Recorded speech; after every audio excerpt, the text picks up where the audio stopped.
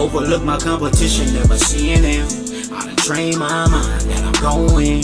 You could tell by how I walk, talk, I'm a boss. A Eastside millionaire, homie, what you thought? My life is a movie. They can't get close to me. They mad cause they can't be. I'm everything that they wanna be. Yeah. This time around, I ain't moving with a gang of homies. By my lonely, couple bad bitches hanging on me. For sure, sharpshooters on deck though. Will I ever let my foot up off these bitch niggas' neck? No. Blue Bentley getting blunted. Wonder how it come to that. Can't let a rat do me like they done my nigga Thundercat. Baymax, place nothing above my paper. Couple slugs for the haters, but I love my neighbors. Point blank, do no subliminal dissing. When I listen, I can tell you never been on no mission. Sticking to the script, don't care if I offend you. Neighborhood crib, the marathon I overlook my competition, never seeing them. I done trained my mind that I'm going. You could tell by how I walk, talk, I'm a boss. A Eastside millionaire, homie, what you thought? My life is a movie. They can't get close to me. They mad cause they can't be. I'm everything that they wanna be. Yeah. On the east, the streets anticipate my new release. Legendary beast, peace to Lil Tootie Reese. 97,000 in a day's work. It hurt to read the paperwork, we from the same turf. Talking super turned up to make things worse. Passed out passes in the past, I take the blame first. Go hard when I'm cleaning up the backyard. Queerdos sound like a queen trying to act hard. I represent the truth, we don't play by the same rules. There is no competition cause I can't lose. Versus fishing, sell them like souvenirs. Blue diamonds in my ear, hella fly, overlook my competition, never seeing them. I done trained my mind that I'm going. You could tell by how I walk, talk, I'm a boss. A Eastside millionaire, homie, what you thought? My life is a movie. They can't get close to me. They mad cause they can't be. I'm everything that they wanna be. Yeah. Look here, the haters act like he don't know me. One man gang, I don't need no homie. On the 7 these days, they don't even see him seldom. Kind of money, who done touch more than me and Melvin? Anybody help him? Hell no, ho. Straight line dollars, they'll dog dough. SBI spot, can't never have it. Eastside legend like A7 Magic. Honcho hustle. Plus see the bomb in the booth, counting coins like Chucky from Swan. How the most easy with the ends gon' bow down. Ballin', clowning like Benzo. Overlook my competition, never seeing them. I done trained my mind that I'm going. You could tell by how I walk, talk, I'm a boss. A Eastside millionaire, homie, what you thought? My life is a movie. They can't get close to me. They mad cause they can't be. I'm everything that they wanna be. Yeah.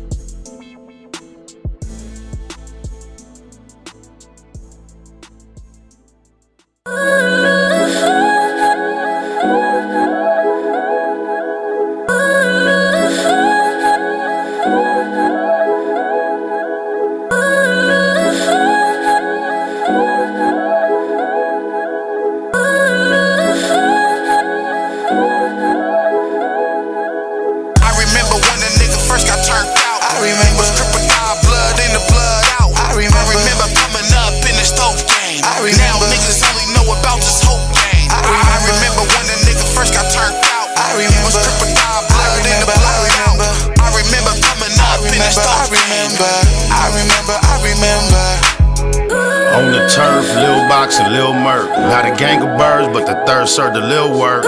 Sticky shit, every time he lit his big. Politicking with his clique, trying to hit the biggest lick. Problem with the hood, we gon' have to see to that. It was Baby Jinx, Tiny D, me and Black. To be from EC, can't explain how it felt to me. Lil BT nicknamed himself Looney. With Big Wine on the 5, getting hella faded. Heard that nigga ain't survived, so we celebrated. On a mission with the homies, or if by my lonely. Niggas know me, always got the pistol on me. Shot his way on the set, they ain't quote him on. Never lied, every lyric you can quote him on. Diamond shining, rhyming with my rollie on.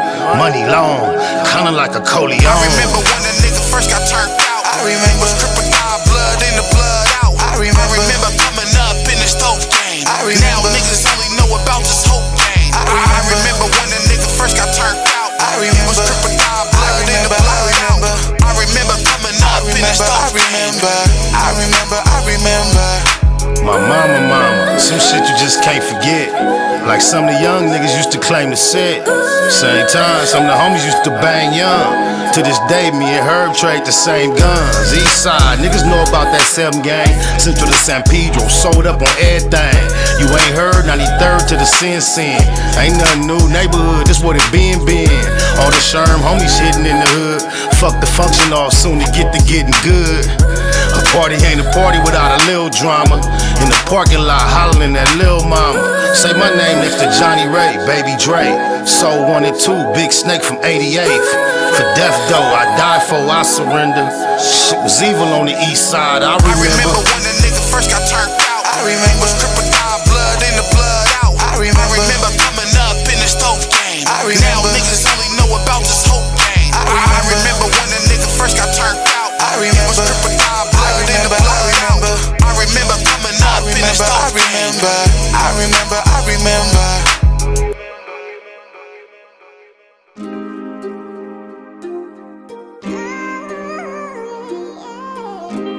This is J.P. Banks Music.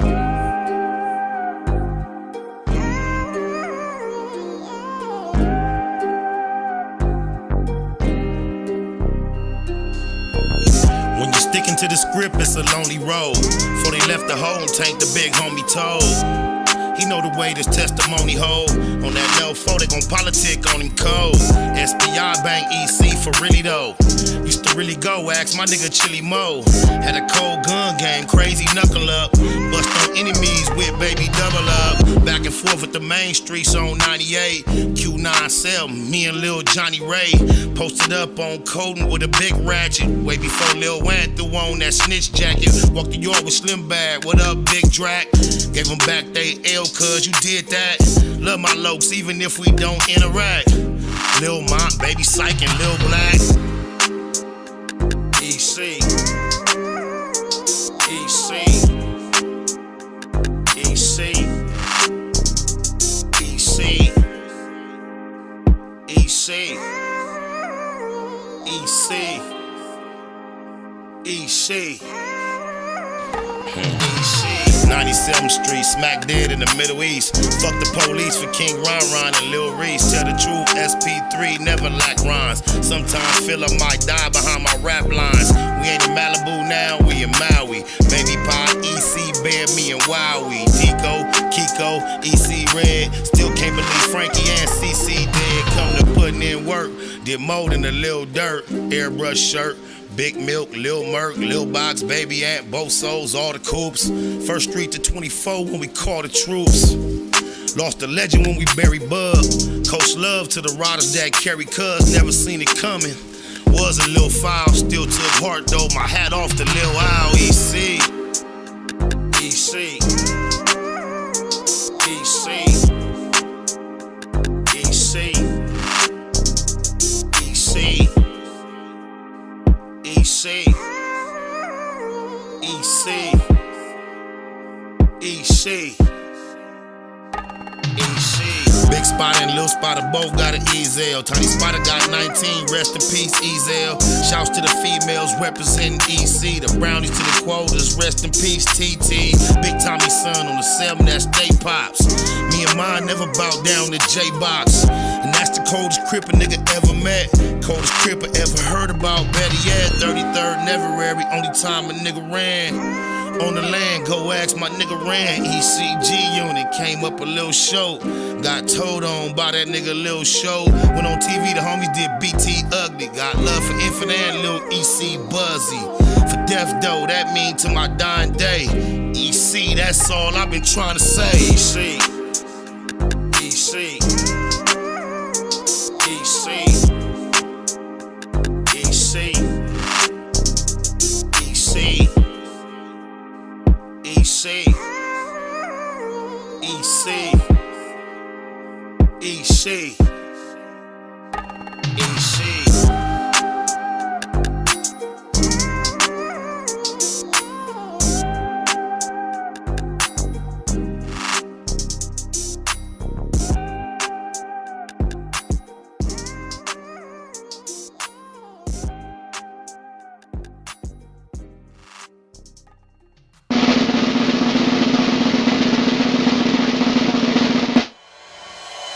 Point blank, through no subliminal dissing. When I listen, I can tell you never been on no mission. Sticking to the script, don't care if I offend you. Neighborhood crib, the marathon I overlook my continue. competition, never seeing them. I done trained my mind that I'm going. You could tell by how I walk, talk, I'm a boss. A east side millionaire, homie, what you thought? My life is a movie. They can't get close to me. They mad cause they can't be. I'm everything that they wanna be, yeah.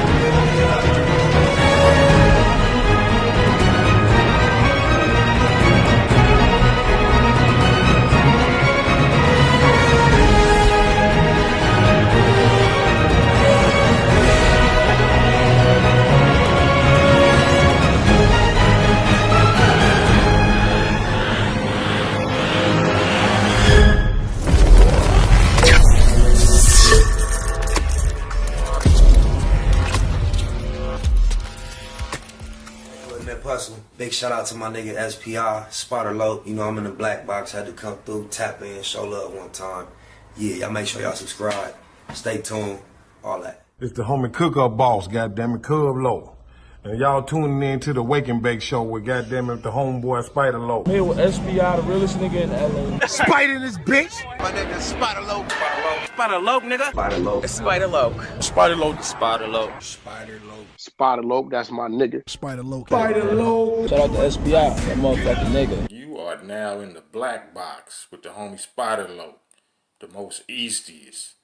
Facts over feelings, keeping it a Google Plex. Feel my campaign. Spider Low, Wake and Bake. Better keep it Google, nigga. Loke is in LA somewhere doing it.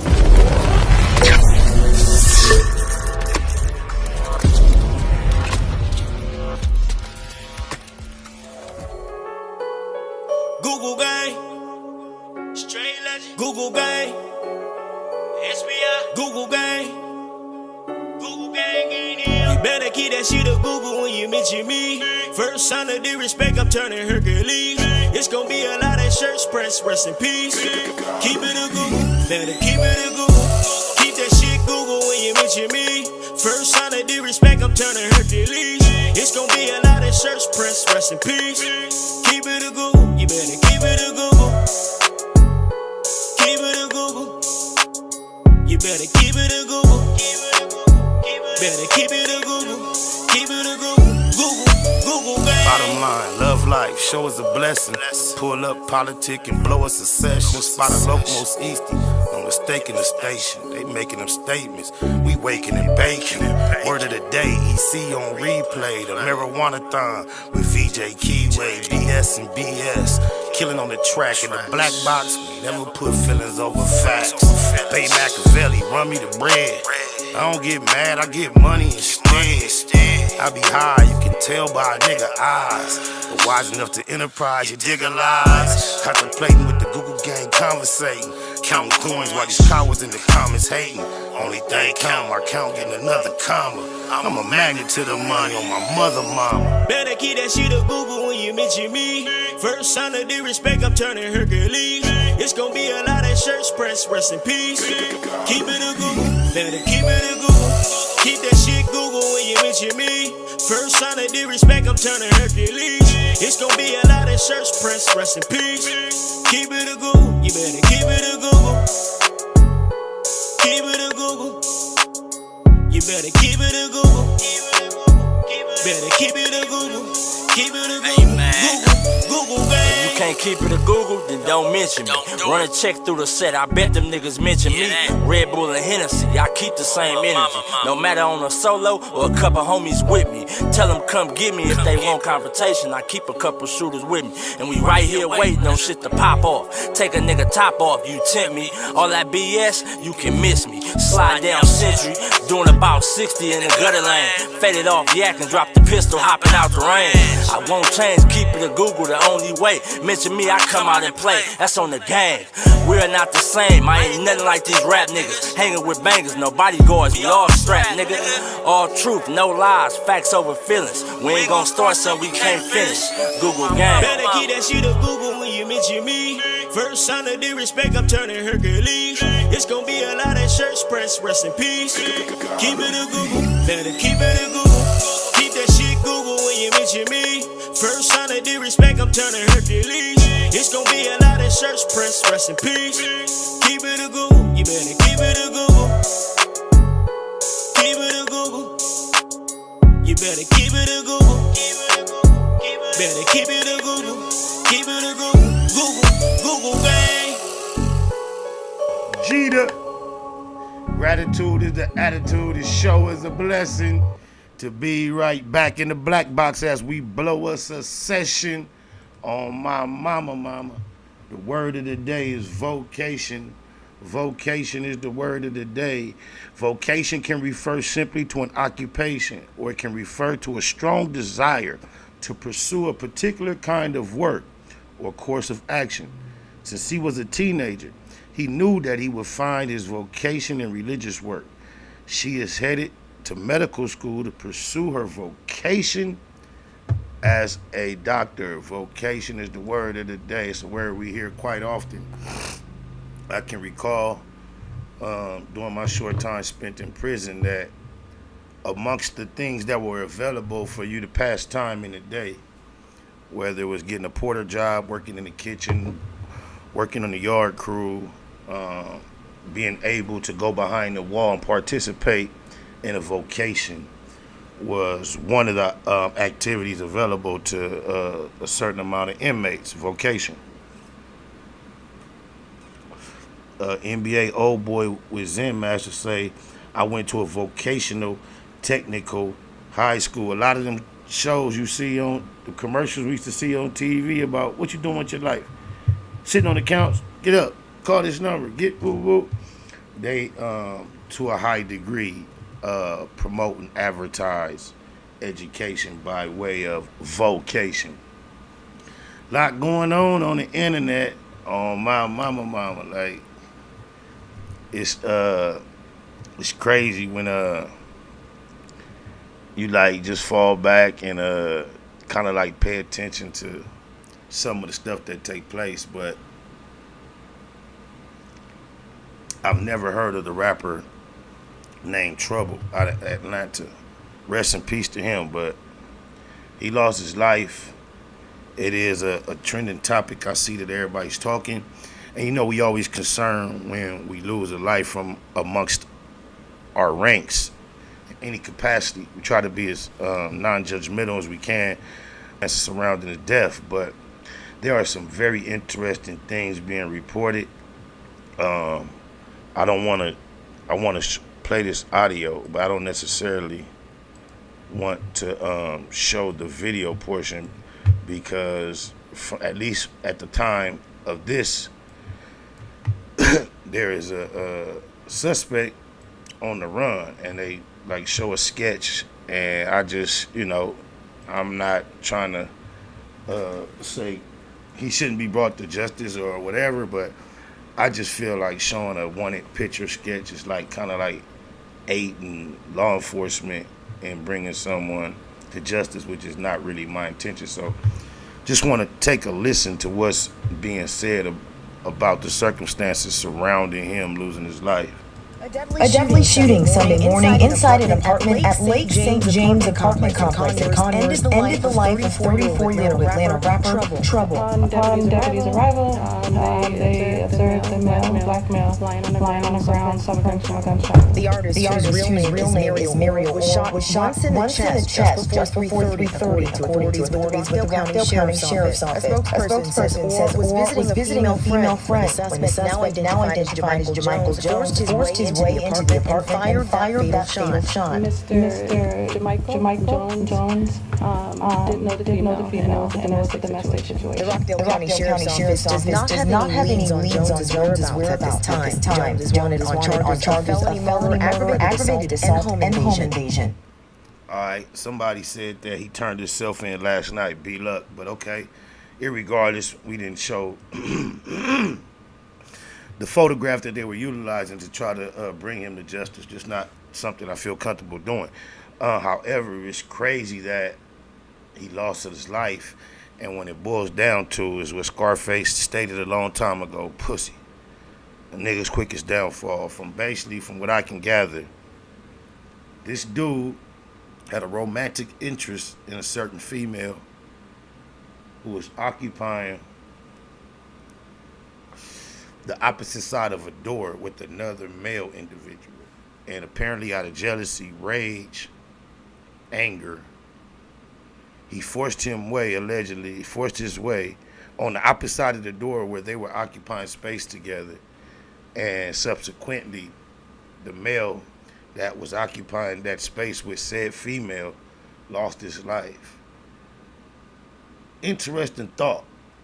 It say one gunshot to the chest. Now, this is in the court sense. When you're not black, all these things are considered. I don't know if he'll get this much action, but my mind tells me one shot to the chest doesn't necessarily prove an intent to kill. Especially if the shot is not on the left side, a directly heart shot. This is how detailed they break things down when it comes to their defense. And because an intent to kill, multiple shots tend to be what will be provided. And unless the dude was in a situation where the one shot was rendered and then he stayed around to wait to make sure that one shot was enough. And that might be a scenario as to where, okay, however, a message to all males, melanated in particular, females as well. It's not worth it. It is a natural phenomenon occurrence for members of the male species to become that confrontational and defensive about romantic interests in their life. They'll become very sacrificial if you just take, and I apologize for being biblical in the sense that it's not necessarily factual, but I refer to the Bible in the same sense that even motivational speakers and preachers refer to films to make object lesson points. And just a lot of the object lessons that I've gathered in life came from the stories I've heard in the Bible. Whether they're factual or not, there's still morals and bottom line that can be gathered. And from the one account that a large majority of the world accepts as far as creation of everything, the first man fell victim to the Punani and put it all on the line according to the word or the scriptures, and turned his back on all things righteous in order to facilitate this affection that he had for a female. Then as we go down the line, Samson did the same thing without getting into too many details about the story of Samson. You can research it if you like. But for the sake of sensuality and intimacy with a female, he allowed himself to be seduced to the point where he also betrayed a covenant with the Almighty Creator that allowed him to be the strongest man on earth. Somewhat similar to Will Smith by way of his arts and blessings and gifts and natural crafts and ability, he had watched himself rise to heights in society, entertainment, that very few have an opportunity to realize. And once again, for the power of the P-U-Y, you digitalize, we watch him put it all on the line. And here it is, they say he turned himself in. It's like, if you really just take it for what it is, bro, I get it. I get it. The pain of being deserted, disregarded. Obviously, apparently, you had a connection with this female that you thought, it was you and her. I can dig it. And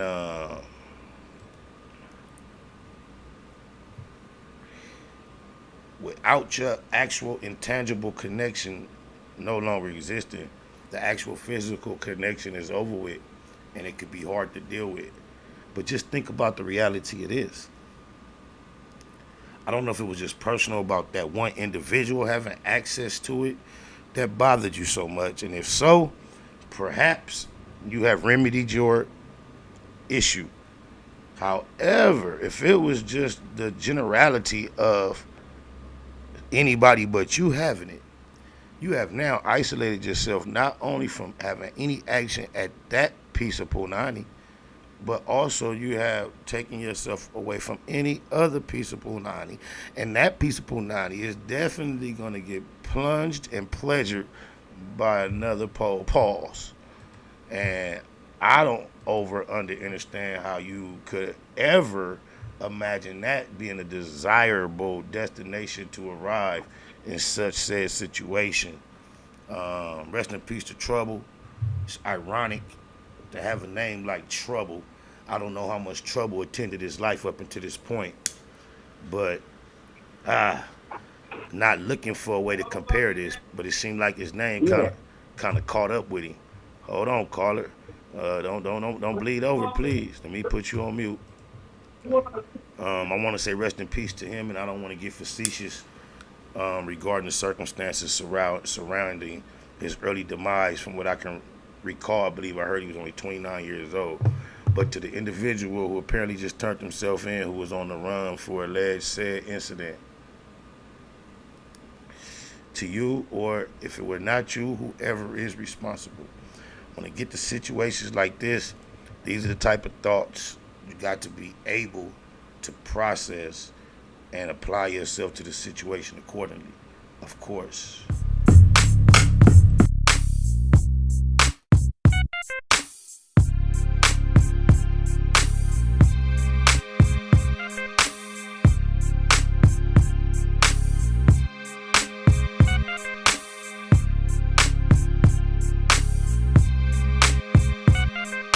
Of course, I can go back and forth with you, or let the door hit you where the good Lord split you. It's true, I know I'm probably gonna miss you for a minute. I admit it, I'll never forget you. Had nothing but problems ever since I've been with you. Never caught me cheating, never have I hit you.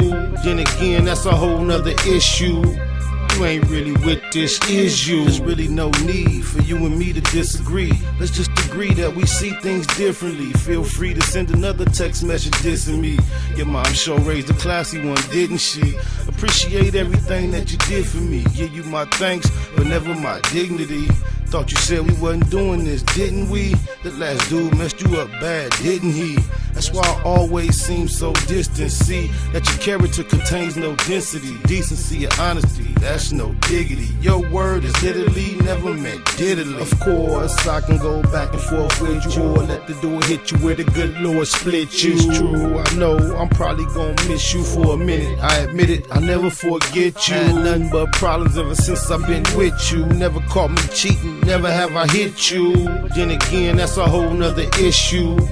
You ain't really with this, is you? Just not meant for me. I had this epiphany, not mad, simply feel a little sympathy. Never tit for tat. You can keep the Tiffany's bracelet, face the music, listen to the symphony. I knew I had to say goodbye to you eventually. Connect with you physically, unsatisfied mentally. Thought the whole situation out extensively. Throughout this relationship, you shown no consistency. 1 minute, it's like you really into me. Next second, it's like you got it in for me. Every incident, you on Instagram instantly. With friends like you, who needs enemies? Of course, I can go back and forth with you, or let the door hit you where the good Lord split you. It's true, I know I'm probably gonna miss you for a minute. I admit it, I'll never forget you. Had nothing but problems ever since I've been with you. Never caught me cheating, never have I hit you. Then again, that's a whole nother issue. You ain't really with this, is you? Misery loves company, that's no mystery. And you way miserable than you wanna admit to be. So I leave you with these memories, good or bad, I know you gon' remember me. I see things others don't tend to see, like all of those suspect tendencies, multiple personalities trying to belittle me. I'm done identifying with all your identity. Of course, I can go back and forth with you, or let the door hit you where the good Lord split you. It's true, I know I'm probably gonna miss you for a minute. I admit it, I'll never forget you. Had nothing but problems ever since I've been with you. Never caught me cheating, never have I hit you. Then again, that's a whole nother issue. You ain't really with this, is you? Of course, I can go back and forth with you, or let the door hit you where the good Lord split you. It's true, I know I'm probably gonna miss you for a minute. I admit it, I'll never forget you. Had nothing but problems ever since I've been with you. Never caught me cheating, never have I hit you. Then again, that's a whole nother issue. You ain't really with this, is you?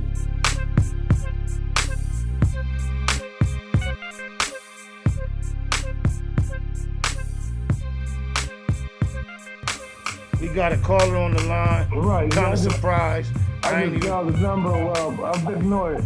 This is Big V. This is Big Nori homeboy. This who homeboy? Nori from Do-Rock. Oh, so what's happening, homie? Shout out to my homie Nori. What's happening? Oh, no, I was just tapping in. I was just listening to you spitting or whatever. I just happened to call the number because I had it in my phone. Our game recognized game and the real is real, you know? Oh, man, I appreciate that. You welcome to stay on the line. We're going to keep the show going. The lines ain't even open yet, so we're going to keep it cracking, man. I don't know if the listeners... Already. All right, I'm going to put you on mute. I don't know if the listeners are aware, but if you're not quite picking it up to the regulars, I'm making an effort to kind of shift the focus of our more consistent, continuous, constant conversation to less fuckery. Now, we're not throwing the fuckery already out, but to be honest with you, my conversation off of this platform involves a lot less fuckery than we've come accustomed to engaging in right here. And that's because I kind of, in the establishment process, let it be more people's choice. If you go to the inception, I was less fuckery. Then, as we were developing in the process of gaining interest, we saw what was more entertaining or interesting to the masses, and because fuckery does exist within our whole parameter, we kind of tended to engage in it for a larger percent of our time here than we desire. I am consciously becoming aware of that more and more and attempting to bring it back a little bit more to the original aura of our essence of establishing a get-together right here as the Google gang. However, in the process of all that, HoNo Hunnid, him trying to avoid reporting on Cuz, speaking on Cuz, responding to his antics is a part of the shift in general to dealing with more, what would I would like to say, meaningful subject matter. However, throughout that process, seeing what's trending amongst our culture, looking in my DM for what you're submitting is also involved. And it's hard to ignore the fact that J. Prince, Wack, HoNo, Hunnid saga has taken another turn as far as pages. Wack was in real tight with Gilly and Wallow got exposed speaking about them, got recorded on the phone talking to her Sandra, speaking to them outside of the light of these my niggas, I got love for them, and we'll do anything for one another because we respect and hold each other down. He was speaking about them in a sense that put them beneath him and almost definitely, I will not, that's an oxymoron, I'll take the almost out, definitely painted them as a victim of a force squeeze extortion type scenario. So from what I can gather, this is the first time Gilly and Wallow have addressed Wacc period publicly, and they utilized it to utilize a moment quite strategically where they didn't have much to say at all. They allowed the legendary J. Prince to speak his piece on a platform in regards to Mr. HoNo Hunnid, and I find it interesting a lot of the points that Mr. Prince chose to make. And I actually watched a 14-minute presentation that J. Prince gave, but this is like a 2-minute piece of it where it kind of gives you the gist of it, although he went into a lot more detail of the issue so calmly, so detailed, that really give you a beautiful picture of how much a goofy Wacc HoNo Hunnid is. This is the meat of it that kind of is circulating on social media. I put in a lot of work where the hip hop culture is concerned. I blazed the trail. Yeah. You know what I mean? And when I see one, trying to shit on Tupac, trying to shit on Nipsey, trying to shit on, the homie Big U out there, trying to shit on Master P, good nigga, real niggas, Meek Mill. I see a nigga get on a podcast and with another rat and go off on 21 Savage. I'm like, oh, this nigga got diarrhea at the mouth. He like full of shit, right? He the type of nigga that will shit in the bed and blame it on the baby. You know what I mean? Imagine that. Some people get lost along the way. You know what I mean? They get lost along the way and they'll roll off a cliff with, Officer Rat 100. And, I don't like the shit, man. I'm going to calm down and let y'all talk, but I hope the people feel me because, I ain't the type of nigga. I don't believe in using rat and like some niggas call them punks. I remember calling niggas sissies. So he like a sissy to me. You know what I mean? He's a sissified nigga to me, and I can say a whole lot of other things, but we on $1 million worth of game. Right. But just for the record, I want all that smoke that one is talking about. Oh my mama, I ain't tapped into none of what HoNo Hunnid had to say in response, but I've seen some titles and I've seen some comments, and from what I can gather, he's expressed a displeasure in the fact that they didn't allow him to call in to respond. And we can only assume that he wanted the opportunity to talk loud and scream and be disrespectful to someone who carries himself as J. Prince does. Just think about how long J. Prince has been around. This is not the first time he's publicly addressed the issue of controversy. I swear for God, whether it's issues of controversy or just extreme pleasure, peace, that nigga speaks in the same exact monotone, no emotional fluctuation. You could patch together every public motherfucking conversation J. Prince has ever had about all range of subjects that would invoke all type of emotions in any individual, and patch them together, and you would think they was all one long speech, because he never do this or do that. But you, HoNo Hunnid, apparently feel like these niggas that you squeezing, got the squeeze on. You got the squeeze on them. You don't get along with Big U, and you think the whole world don't realize because of your mouth, when they was kind of caught up like, oh, these niggas don't get along. Who should we be really loyal to, down to them?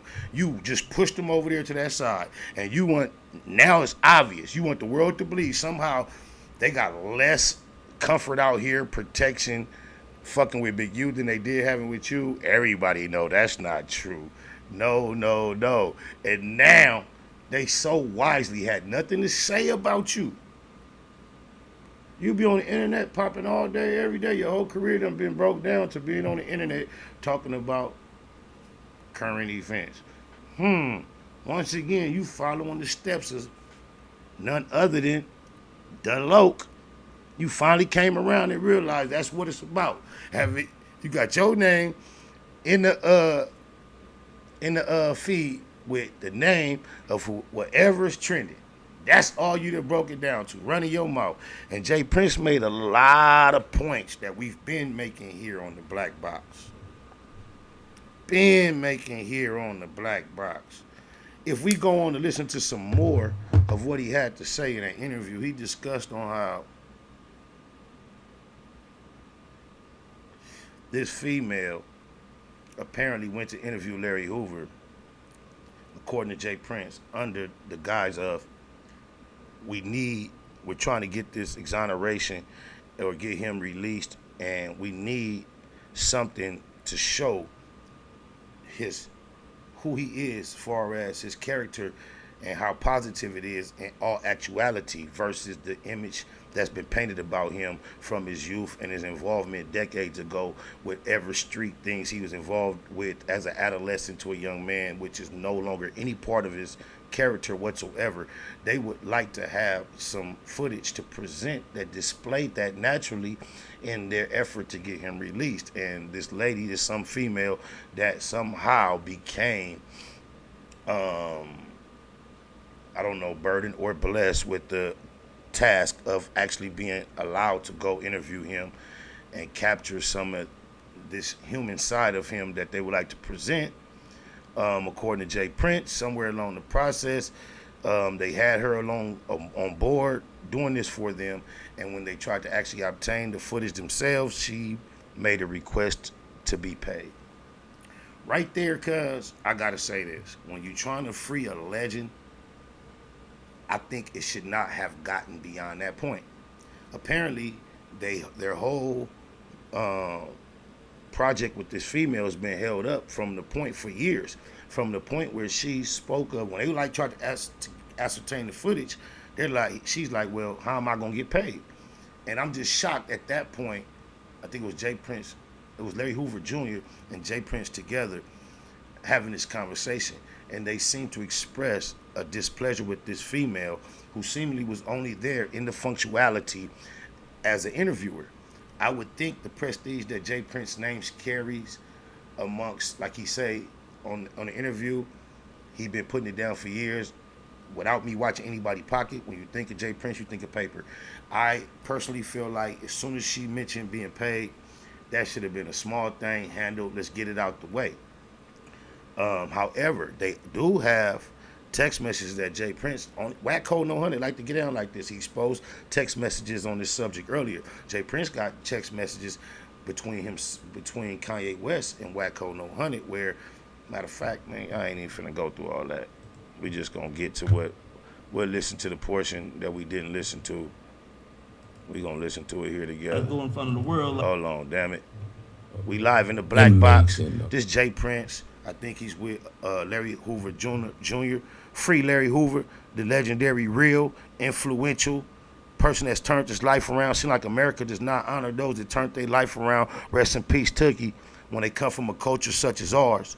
But, you know, like all real niggas around the world, I do represent the movement for the freedom that Larry Hoover does deserve, that we can all agree. There are many people walking free amongst us who have paid their debt to society, who have been far more detrimental to humans in general. So I ain't tripping. We politicking in the Black Box just so I don't have to give y'all the perspective on what was said. It's 14-minute video. We gonna tap in. I ain't tripping. On my cribbit. So get inmates and like over half that's fighting, you know, like over $500,000 away to prisoner reform, people who are actually on the ground that's fighting for the freedom of inmates and accommodating the kids and different things, inmates and different things like that. And also we wanted to, bring a light to the First Step Act, which, Larry is qualified to get some, some justice relief with right now. Get back. And that's where interference came into play with this dude, Officer Rat 100. You know what I mean? A lot of interference came into place with Officer Rat 100 because what he done, you know what I mean? And this has to be talked about because, and I got to get a game to the youth because I don't want them getting caught in no crosses where this Officer Rat 100 is concerned because he's a live rat. You know what I mean? And here's the truth of what he done. Even though he tried to deceive and put, our text messages, in a form when we was talking about apples, he wanted to switch the game up and say we're talking about oranges. That's what he do. Xbox, but PlayStation. I got proof, and I'm gonna show y'all the real text messages 2K that Madden. he didn't want people to see. But what this brother, that called himself real, attempted to do and play, with the old man. We call him the old man. I call him my brother, my friend. But most of all with his freedom, because on 2 occasions, one, him and his Chad, what's his woman name? Karen Chapman. This is a lady that was entrusted to go in and interview, Larry Hoover with an understanding of you bring this back to the family. We're not clearing a way for you to go and do this for no other reason. We don't play like that, but that's what she done. She went and interviewed and ran off. You know what I mean? So what this dude has chosen to do is take a stand with a person like this, like when they was putting together the pardon for Larry a few years ago. And I'll let him tell that story. But I'm sure I ain't nothing like you fucking rap niggas. but I don't cover you we're gonna do like Run DMC. So she wouldn't give footage for the pardon. Now this is him being free. We just wanted, you know what I mean, because when you're trying to humanize a person, then you use footage, you use their own words to help in situations like this. So it was about the money with her. She asked, well, what am I getting out of this? Yeah, let me reiterate that part. So we trying to put the pardon together. Chip her off. I said, get her out the way. We're trying to just get information on my father. So she had some actual footage of him. Like, asked the attorneys, would that be good to have this footage? All due respect to these niggas politicking on behalf of Larry Hoover. That's not her father, though. I don't get where the kingpin persona of Jay Prince allowed her requesting compensation to cause this movement of Larry Hoover's freedom to stumble upon a hingement or a deterrent. That part right there is not connecting with me. Soon as she mentioned payment, that should have been the easiest issue to address and get out the way. From this point on, the fact that they allowed that to become an issue and how this other nigga got involved and implicated himself is still queerdo activity. Because if he came along in this situation after this point, a real nigga, that's a worldwide real nigga, could have applied his influence with her in a whole nother angle to bring about whatever assistance that a real nigga would like to see applied to the freedom of Larry Hoover, and he did not do that. However, I think Jay Prince, Larry Hoover Jr. kind of created their own problem by not addressing her request for compensation immediately and making it be nothing. Because how much, the lawyer gonna want to get paid. You dig a lies? And it's got to be in the budget. And from what we can gather from your own personal expression, the budget should be limitless toward a cause such as this. No disrespect, that's just my thoughts.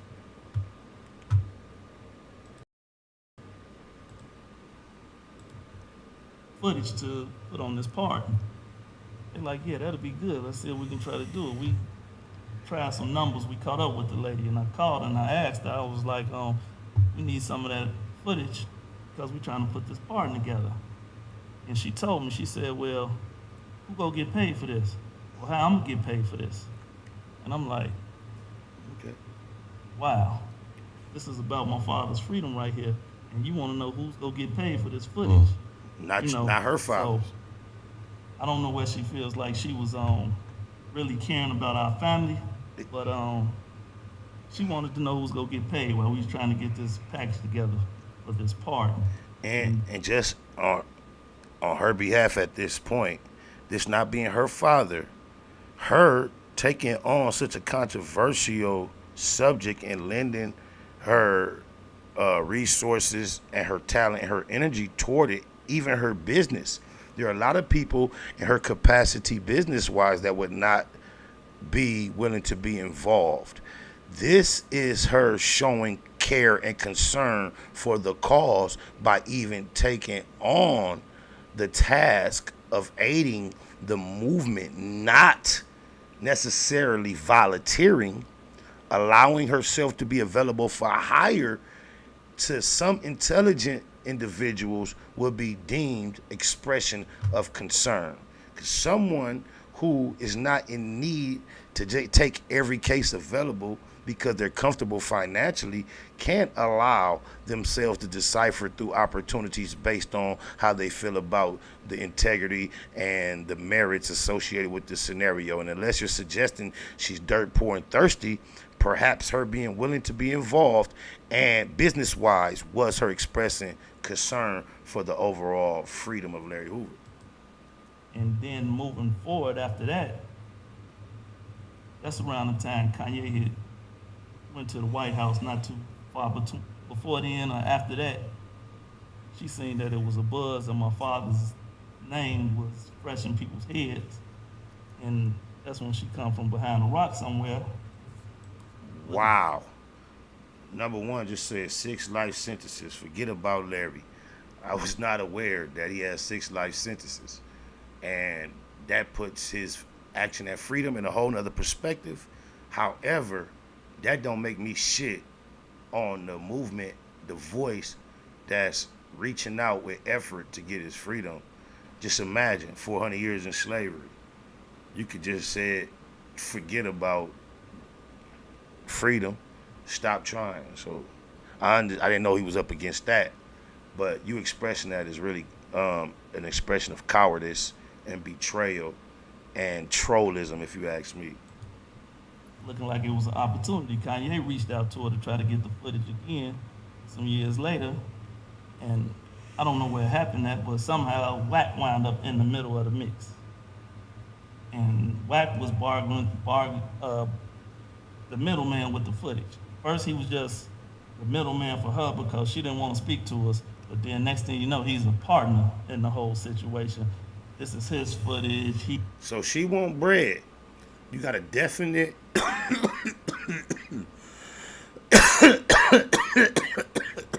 he got it and blah blah blah.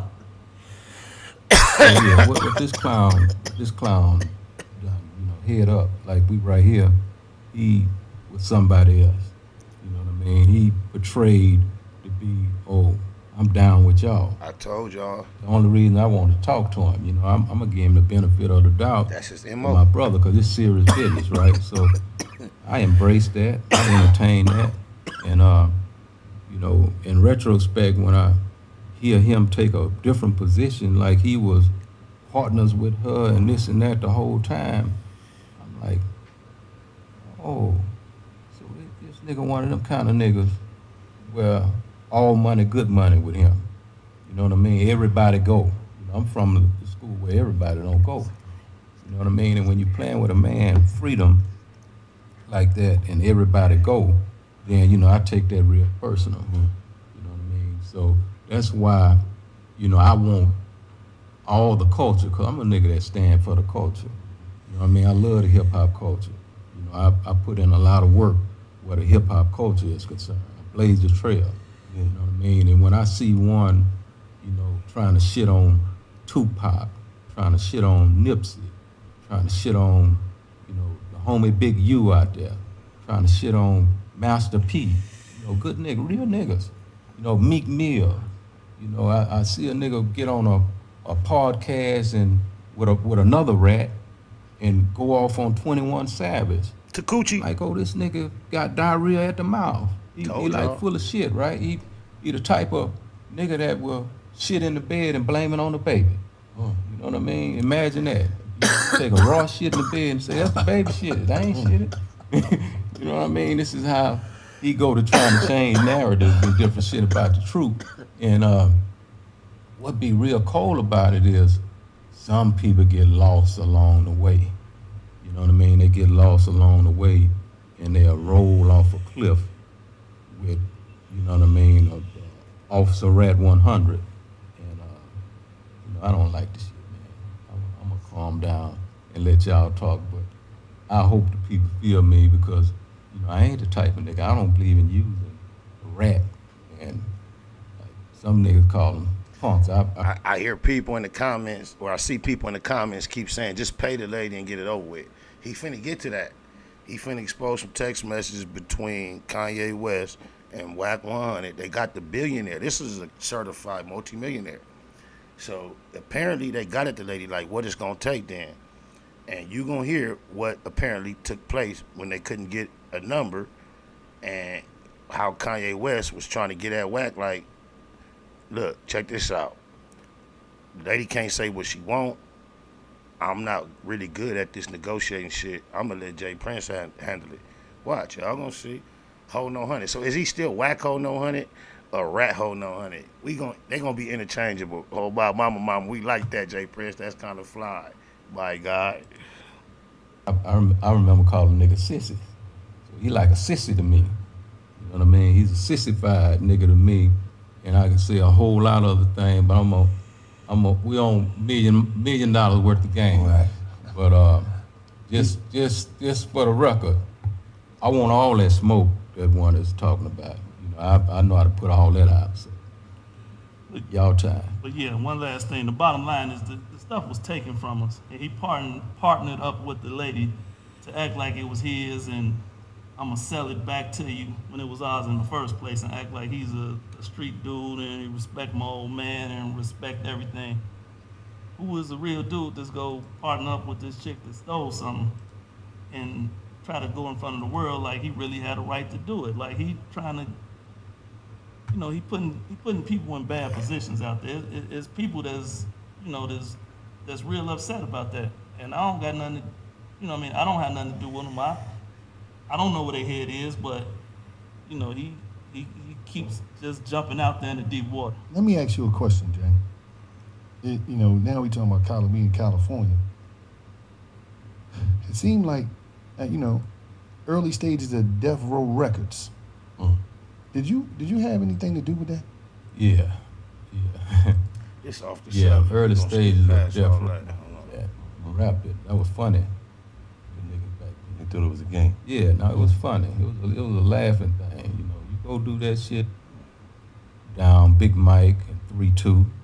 I have to share this before we move on in that direction, man. I want to share this right here because this is Kanye, and I know Ye ain't gonna have no problem with me. So I want you to read it so they won't say I played no. This is a text from him. You say with her now, bro. Okay, this has been exhausting. Too much. That's him talking to Wacc 100. Okay. Kanye and Wacc, y'all. This has been exhausting. Too much game plan. What is she looking for? Bro, tell me about it. It's not us. It's men stuck between two women, bro. So if you didn't catch it, Kanye told Wacc on the text message, yo, these is too many games, bro. What is she looking for? Meaning the female who did the interview of Larry Hoover. Wacc response is, tell me about it, bro. Pay attention, because Gilly talking kind of low as he read. Oh, mama, because it's certain people Gilly would have told, nigga, you read it. I ain't going to grab your phone and read it. I don't know what you be doing with your phone when nobody's around. But this Jay Prince, so he's trying to comply because he figured like Jay Prince is not, it's best to comply just based on, but he really want to not, so he's not reading with that, you know, that or Or he thinking about, man, how Wacc gonna feel about this. But I don't know. But just pay attention to what he say. Too much game plan. What is she looking for? Bro, tell me about it. It's not us. It's men stuck between two women, bro. You're with Kim. Bro, this is HoNo Hunnid talking behind the scenes. Bro, tell me about it. It's not us. It's men stuff between two women. HoNo Hunnid, the biggest woman involved. Aaron, correct? Just making sure I know what we're talking about. Jay Prince is a better businessman than me. I'm stepping out of this and letting him handle it. It's too many games for me. Okay. So you the biggest closer in the game, the gangster. You get all the footage and ready to lock it in. You got a billionaire online. And you got him tapping out in negotiations. You couldn't even close the deal, get the cash. You were invested and involved for another reason other than the bread. You a drama queen. You had Kanye online ready to break bread. You had already had a deal like this with him where you did one afterward, apparently, where he broke bread. You couldn't close the deal because you're so much of a diva drama queen. You had a different, deeper interest in it. You a goofball. And he took you back. When you anything you're negotiating in and you go up in ranks as far as negotiation, anytime you get demoted back to somebody you already was at the table with, you are being ineffective as a negotiator if you are not aware. If you want to keep on going, you can keep on going. But clearly, they was trying to work some shit on him that he wasn't in agreement with. So this is how I get in the mix. Because he says too many games playing. Why you want to play games around the old man freedom? You know what I mean? Why the games playing? So I come in the loop to try and, you know what I mean, bring some real accommodation to the situation, and you know, we ain't got to stay there no longer. Right. But I'm gonna end up letting everybody see all this shit, because that shit he sent out there is a bunch of bootleg shit where he changed the whole narrative. But this the real root. Right. Too much game playing. Right. Now, you let him go. Therefore, you say, you know what, Mike? Suge, I'm gonna stay out of this. I'm gonna let y'all handle your business based off a dispute over the phone. I said I'm back up. Hey, look, they back but on that. I noticed that you got a lot of respect. All right, they back on that. But that's what I wanted to tap in on. The fact that Jay Prince, in the midst of their saga back and forth, has arrived at this point where he coming at cuz like this, and he making so many valid points that we've made consistently, continuously, constantly here on the Black Box. I just appreciate somewhat of the validation that is available for our message regarding such a despicable. Remember this. Just think about this. HoNo Hunnid is a personality, a character within the realms of hip hop. Regardless of what you think, feel about him, that is what he has established. That's what he is. If nothing else, he has established himself as somebody that is well recognized and even notable within the realms of hip hop. And with that being over and understood, being tapped into anything other than what you see, when you think about hip hop from its inception and everything that it's ever represented, there's been one word to describe the worst rendering toward the culture, which is hip hop. Whether you were a graffiti artist, a break dancer, an MC, a DJ, a dancer, whatever it was in the realms of hip hop, if what you rendered was not dope, appropriate, fly, entertaining, talent worthy, praiseworthy, guess what we called it? Whack. Damn, the damn. So to have yourself inserted into hip-hop as someone that is recognizable, it makes, for who this cat actually is, it is like poetry for his name to be what it is. Because when it comes to hip-hop, cuz definitely wiki, whack. We seen him on his belly, showing off his back to a female in the shower. She came out like, what's that? Took a couple flicks, and you know he went like that. That's why we ain't seen that video. You see, he calmed that water down on my mama.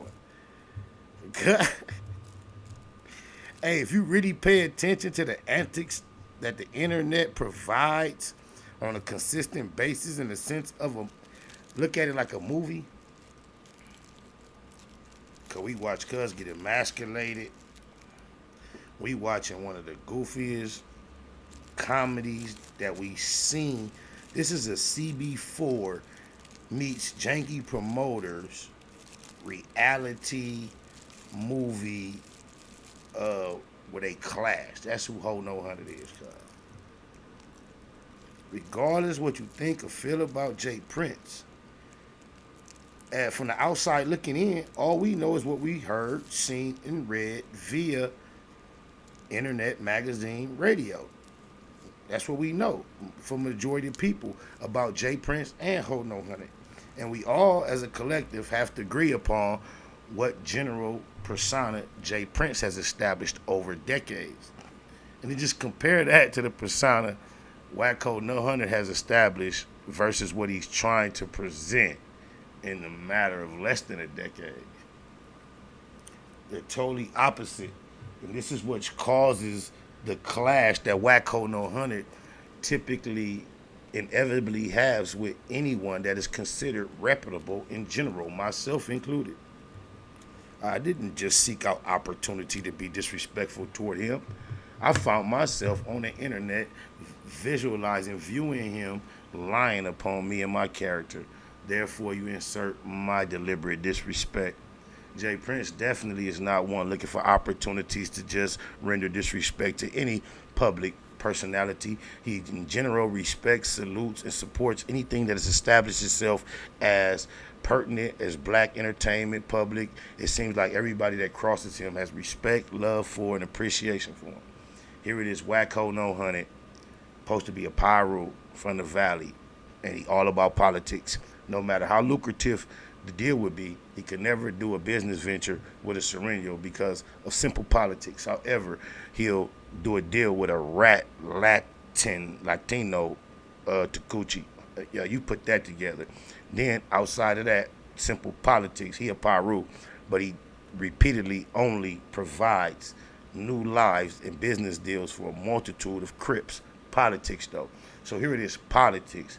The whole world, those that don't know, do know, that got any type of street connection in their section of melanated males, got a deep down, whether they are extremely educated on the subject or not, we would all cheer for Larry Hoover's freedom. This whole ass nigga find himself in between, potentially, Larry Hoover's freedom and some footage and a few funky ass dollars. And somehow his character is called into question outside of him scoring a touchdown character-wise and delivering on the correct side of this issue. How goofy do you have to be his age and find yourself in that position?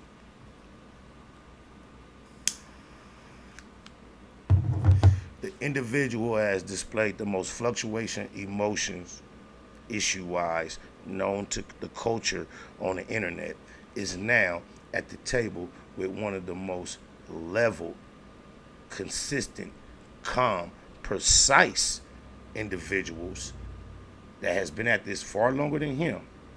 And you see, when it actually comes down to a clash of intellect, you see what actually has substance versus Pyro.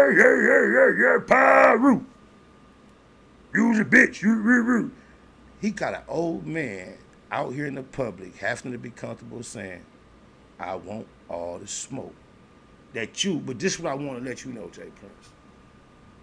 As an OG to this shit that everybody love and respect, cuz ain't worth it. And I want to remind you that the feds is watching. They listening. In Philadelphia, in the press conference, they're talking about how they had heavy presence of police at the event based on their knowledge of a street beef that was brewing from social media. So all that you have leveraged throughout the ages to develop and maintain your legacy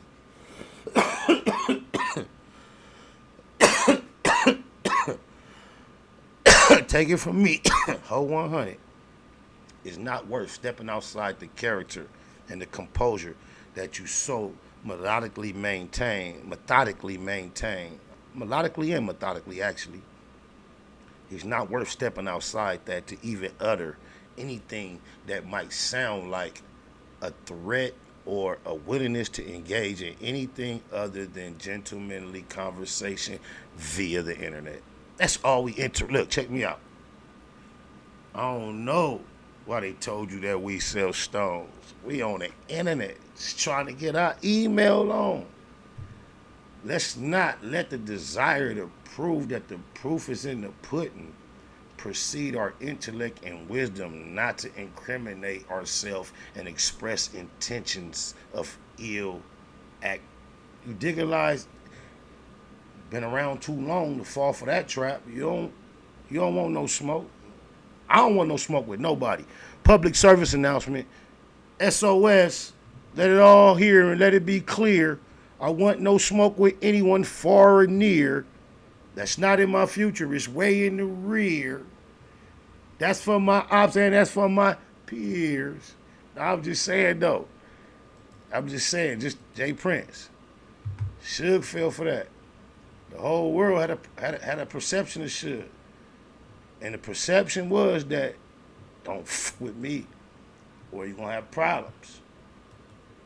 And he still let his desire to prove that aid to him meeting his demise. So I want to make you aware that the public in general believes that what you just said is true before you even uttered it. Ain't no need to even say that. Check me out. This the type of niggas that Wacc, HoNo, Hunnid run with. I just heard somebody mention this in the chat room or seen it, read it.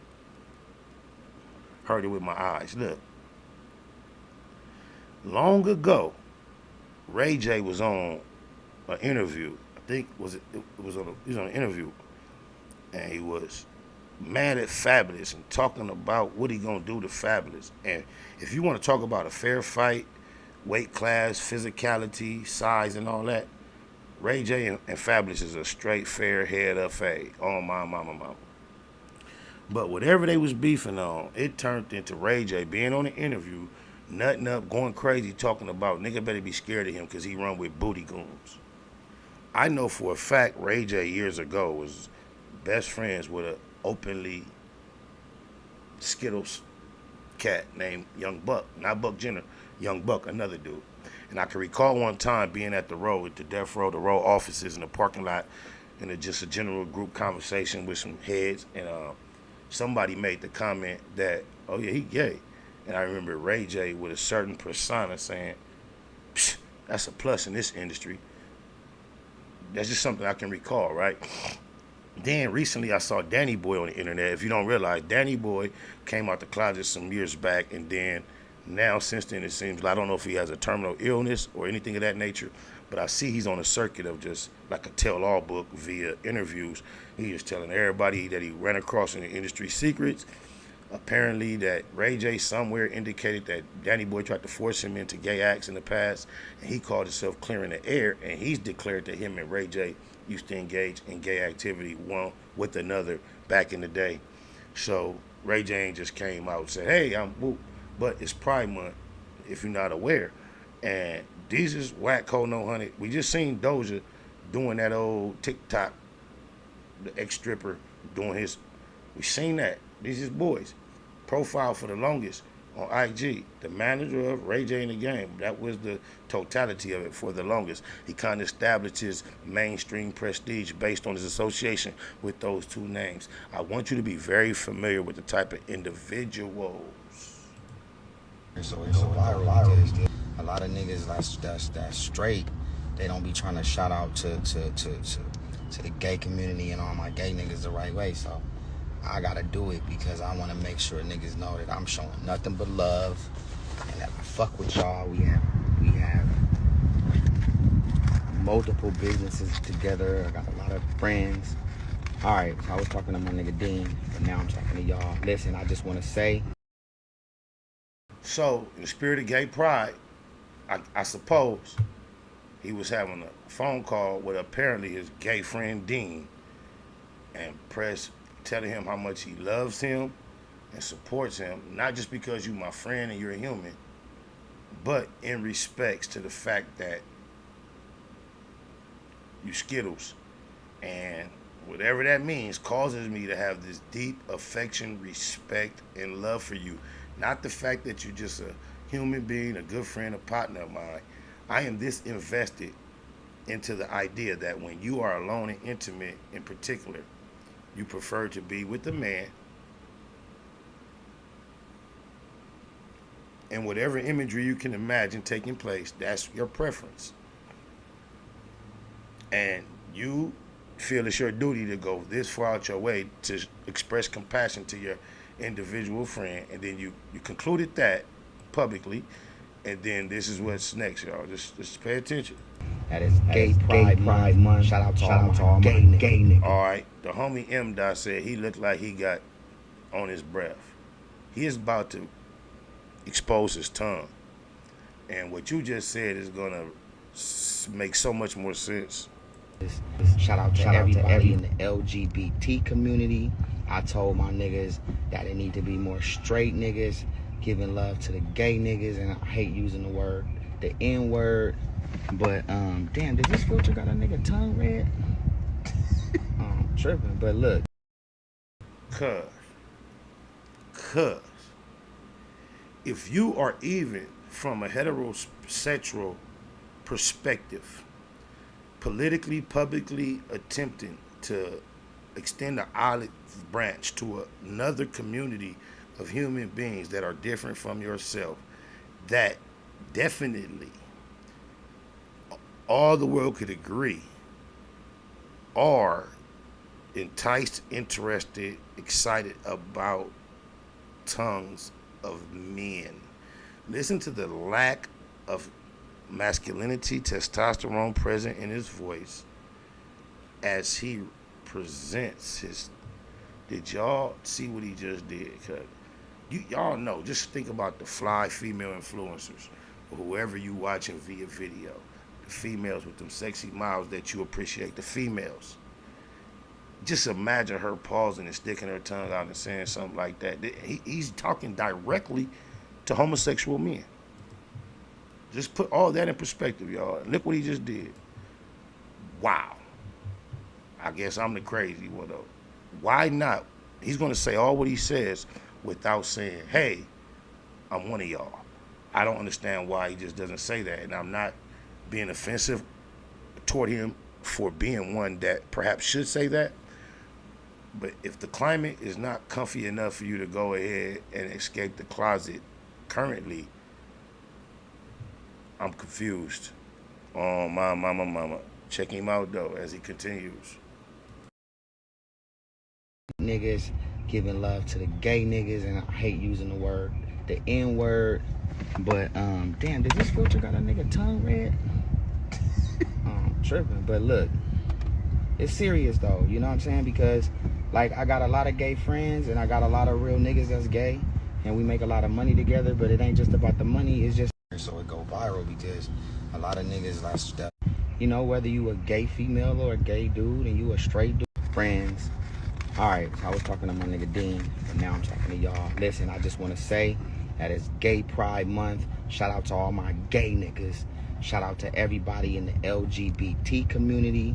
I told my niggas that it need to be more straight niggas giving love to the gay niggas, and I hate using the N word, but damn, did this filter got a nigga tongue red?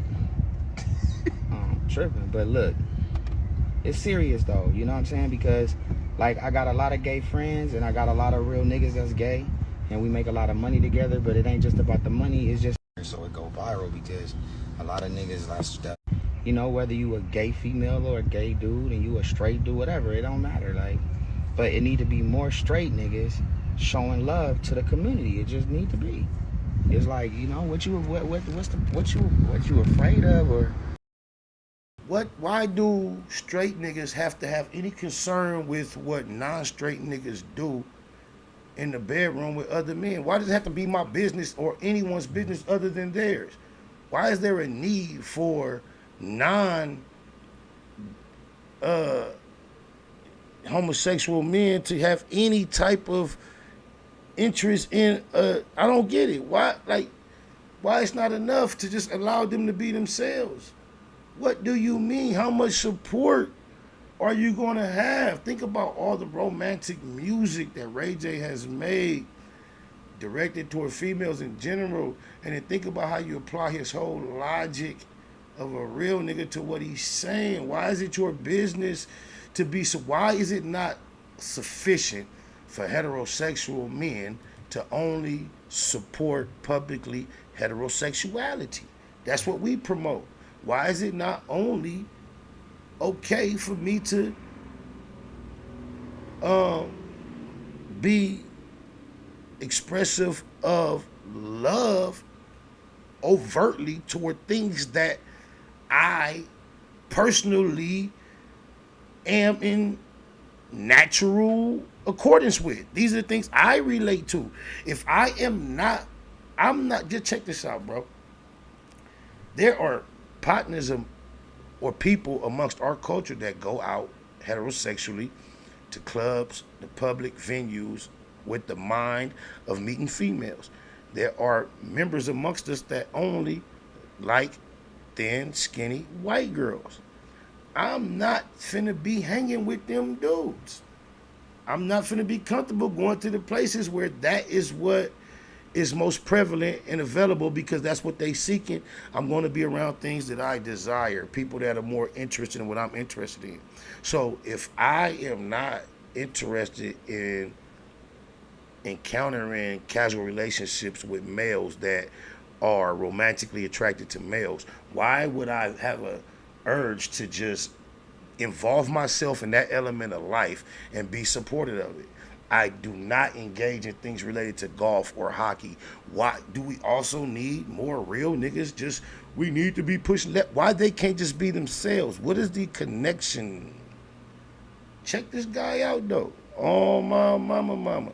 Would you let him, whether he was your brother, nephew, uncle, son, would you let him babysit your son? You know how you would let your son go with his uncle? Could he go with Uncle RayJ? Check him out. He ain't finished talking, y'all. I don't know what it is, but there's nothing but love over here. Shout out to all the glam squads that hook us up. I can't really see. I wear glasses, so I can't see the comments, but I can tell you how I feel. You know what I'm saying? And I'm on my way to work, and I just decided to come on live, and you know what I'm saying, and just give all my gay people, my gay brothers, my gay sisters, give them all their flowers. You know what I'm saying? And you know, for me, I want to sponsor the whole Gay Pride Month and do Ray Pride. Ray Pride. That's it. Ray Pride.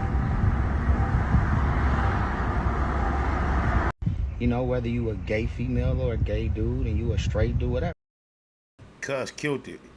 You all know what we do with words. If we was trying to clown Cuz, we would have turned Gay Pride into Ray Pride. Cuz just did it to itself, bro. So if that's not the equivalent of coming out the closet, there is no equivalent outside of being direct. And I'm not shaming him for the fact that he is coming out the closet. If there's any shame involved in anything that he's doing publicly, it is being intellectually and purposely confusing. I think that is unfair to the viewers, to anyone who is trying to take him serious. This real subtle lack of proclamation, but obvious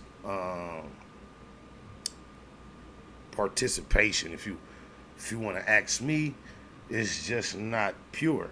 I think he just should be more direct in what he's expressing, because it is extremely obvious, especially when you couple it with the fact that one such as Danny Boy, who has been bold enough to be honest enough to come all the way out the closet, has responded to you mentioning his name on these subjects and claimed that even you and he have participated in these type of activities decades ago.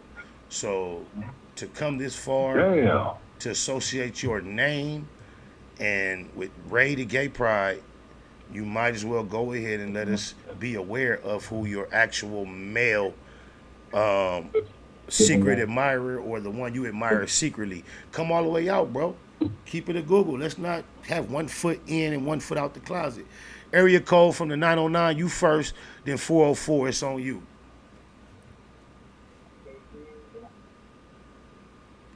You still there, 404, 909, because you was first.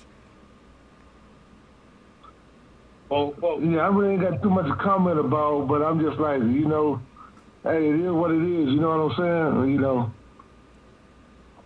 Them Wacc HoNo, that's Wacc HoNo Hunnid. That's one of his main hitters. All right, you can hang on. I appreciate you anyway. 404, it's on you, man. Yes, sir. What up, folks? So it's your boy Young AB, man. What up? Good, man. What up, Young AB, man? Give us your thoughts on the conversation, man. Hey, just let me talk, honey. Huh? Hey, man, you know RayJ coming out the closet, but you know that man been out there, but you know that, yeah, he indirect saying it, but he still said direct. You feel what I'm saying? Do you know what type of surgeons and shock and support he just provided for his general fan base? All his numbers across the board, yeah. all his numbers across the board are going to see a spike based upon that one presentation. Hey, bro, well, look, he letting us know he gonna be responsible for the LGBT. If you look at the dance Doja did, the relationship between Wacc HoNo Hunnid and RayJ, I can see a future collaboration between RayJ, Doja, and Lil Nas X. This is and put Takuchi on the hook. This is the type of energy that Wacc HoNo Hunnid facilitates on his path and journey of industry greatness. This is what he tap into.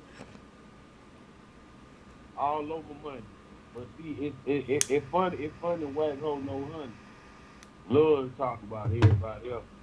Like we been saying on our podcast, talk about your brother getting whacked from a lick. He don't want to talk about Zach getting whacked with no get back, and he was part of the lick, and that's a matter of fact. Oh, my mama. He don't got nothing to say about that. He want to talk about everybody else, brother, homie, and all that. He want to talk about everybody else, son. Don't want to say nothing about his son that like it where the sun don't shine. Oh, my mama. He don't say none of that. Oh, he ain't got to worry about no grandkids. No. That's the beautiful thing about our life. We know our kids, on the straight and narrow path. But he is, though. That's another thing, man.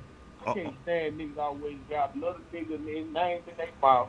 They shit dysfunctional. Your wife fucking 6 hoes and daboo.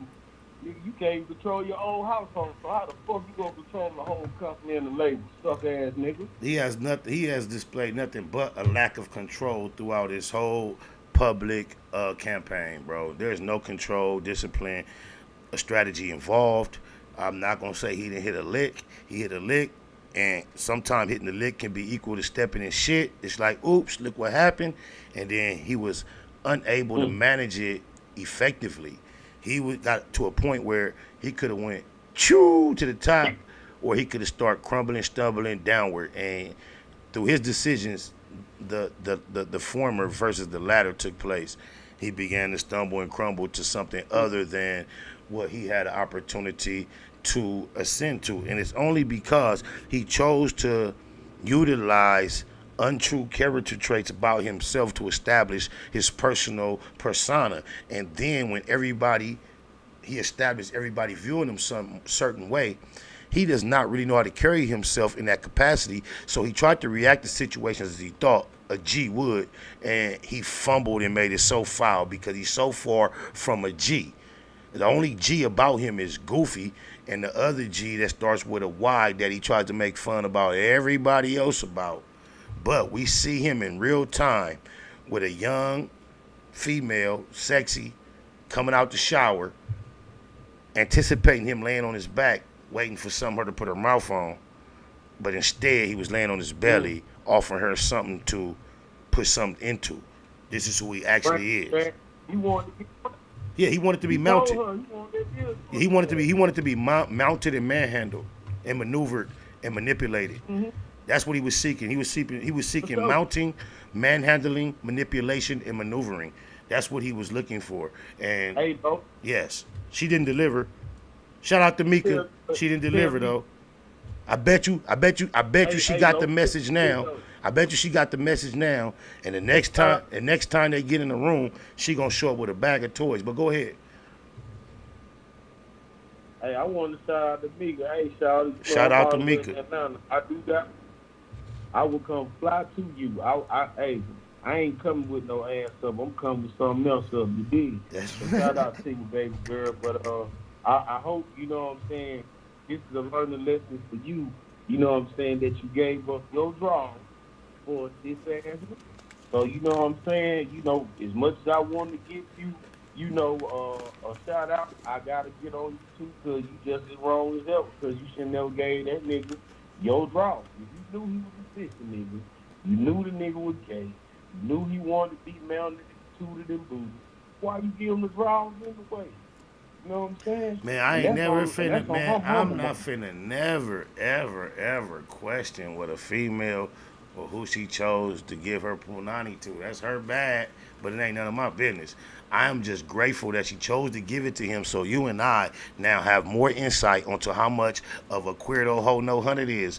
I don't care who she gave her punani to. There are females I respect based on their circumstances that engage in intercourse and activities with whoever got a certain amount of money. And that's the way they push, and that's none of my business. So Mika is not in your life to care why look, she may have reasons why she chose to do that she don't even be comfortable. You don't know what she got going on with him right now. You see how she got quiet all of a sudden, bro? Think about it. You see she ain't saying nothing no more. You see she didn't release that video. So perhaps she gave it up to the right, maybe she gave it up to the right nigga, because if you look at it, we looking at a world and a generation full of people who are frustrated with their sexual activities and experiences with their partners, having divorces, breakups, toxicity, the whole black and female male dynamic is threw off, and they all was fucking for free. So she fucked with a nigga on top of what the public considers the game. So anything beyond that is nobody business. Because if you just judge it from that, she scored. Bitches is out here catching bodies and fucking on niggas for way less reasons. He had some sense of public prestige. I'm not going to knock her for ending up him being lame. You know how many niggas in the industry you going to fuck with and find out they lame after they put their best foot forward? That ain't her fault. Yeah, that's not. Don't come on here bashing come on, what did she do to any nigga? Keep it player. Salute. Don't hate the player, hate the game. He got caught up. We know day one that you ain't supposed to find yourself ass up in a hotel where a female could be photographing you. The hell? This nigga got on the internet tomorrow. He don't see nothing wrong with having his ass up in the air with his. Come on. There's a different type of nigga than me. That type of nigga, I salute any female. I salute any female. I salute any female that sacrificed a little sex to manipulate a nigga like that for her benefit. Cause bitches be out here giving up to a nigga cause he done got a PPP loan and took some perks and put a down payment on something he ain't even finna never pay a note on, nigga. Come on, bro. She ain't do nothing wrong in regards to letting that Igor touch her. If you getting yourself involved in that part of the conversation, we can get involved in all type of, why is she fucking, that's hater shit. I ain't tripping on that. He got the pussy, okay, so what? But look what he did once he got it. He turned his ass up for her and offered her his ass. That make him goofy. Thank you, Mika, for taking one for the team. Thank you for taking one for the team, Mika. Yeah. Yeah, there you go, real nigga. There you go. Let's get off her bumper. Yeah. Hey, did you hear this nigga say he watched a gay tape 100 times? Yeah. Then he turned around and said, any nigga that seen the picture of his ass and laughed at it is gay, though. But we not finna stay stuck on Look, we ain't finna just play ping pong with that. We gonna let some more of these callers get their perspective in. You ain't gotta go nowhere, but hold on. 760, you in the mix though. What's happening? Hey, what's happening with you, man? This Ronell, man, from the east side, man, 76 and McKinley, in between McKinley and Wadsworth. Oh, man. What's happening with you, man? What up, my homeboy, my native loved one? What up, 976 section? That's right. Hey, man, what I want to do is, man, give you a big-ass motherfucking shout-out, man, for pushing the right agenda, which is the straight agenda. And you see that our future is pretty fucked up. Us being raised on the east side, it was certain protocols that we had to go by, no matter who you was. I didn't gangbang. But at the same time, these niggas raised men around there. You know what I'm saying? And our men are not being raised no more because they run into the females that's raising them. And not only that, they got men like RayJ saying this shit like here, you know what I mean, saying that we have to accept it. You said it very, very, very. Why do we have to accept? That's what you want to do. He wants to accept it. Nobody else has to accept it. Him having a fan base, everybody gonna try. The people that respect this nigga gonna try to follow him. Just imagine the natural heterosexual man being vocal and having passion beyond trying to motivate the LBGQ2 to be interested in heterosexuality more. No, see it our way. Right. Yeah, that we would become. Okay, and what about us? What about us that's out here trying to raise real men? You know what I'm saying? Why not put that agenda? There's no regard for the. It's about to be black. It's about to be Father's Day and shit. This nigga ain't said shit about that shit. Bro. Nigga, I mean, come on, man. We take it hard as it is. We have to deal with everything. Police, crooked ass bras at times, you know what I'm saying? Fake ass niggas, you know what I'm saying? Niggas snitches. We have to deal with all this shit. And try to do business amongst each other. If Right. this nigga want to take it to let's all respect and have a RayJ, nigga, you call it what you want to, nigga. Call it what you want to, my nigga. That nigga took it upon himself. He took upon himself to remove the G, and replace it with an R and call it Ray Pride, bro. That is a very big, bold statement, bro. That is a very big and bold statement. That is equivalent. Ray Pride. That is equivalent. That is equivalent. That is equivalent. That is equivalent to coming clear out of the closet. Right, man. You can look at the nigga facial expression when he say the shit. Facial expressions, my ass. That nigga stuck. That nigga took it upon himself to address gay men in general, and then stuck out his tongue also and said, "Oh, is my tongue red, bro?" Well, come on, my nigga. Come on, my nigga. And look how they flip it on you. This a nigga who got his sexuality publicly established notoriously through heterosexual activity with Kim Kardashian. So he kind of, in a sense, put it down for niggas that smash Punani and with a high profile. So that was, and now that he represented that, and now look where he's exiting or entering into now, bro. That's crazy, bro. Right. No. And then when a real nigga speak like yourself, they'll try to find everything possible to say that you're a hater. No, nigga, I'm just standing up for real men. And yeah, I'm just the same way y'all promoting your position on the issue. I am equally promoting my position on the issue, not even opposing your position. I just choose to promote my position. Right. That's it. Right. But they're gonna still try to find something. I agree. As they always do. I agree, but that's why I attempt. That's why I attempt. This is a hate thing. No, I agree with you so much. That's why I attempt to be extremely careful with the words I choose when discussing such subjects. However, I do acknowledge I am imperfect, and I still may not accomplish my goal of not stepping on some toes. That's how sensitive the issue is. I understand. I agree with you.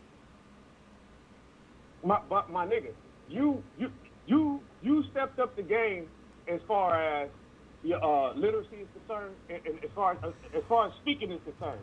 So just like I'm gonna take a little segue. Just like when Keith Murray came in the game and changed the game when it came to wordplay. Okay, with this VJ thing, your wordplay has took it up a notch. I've been watching for a while.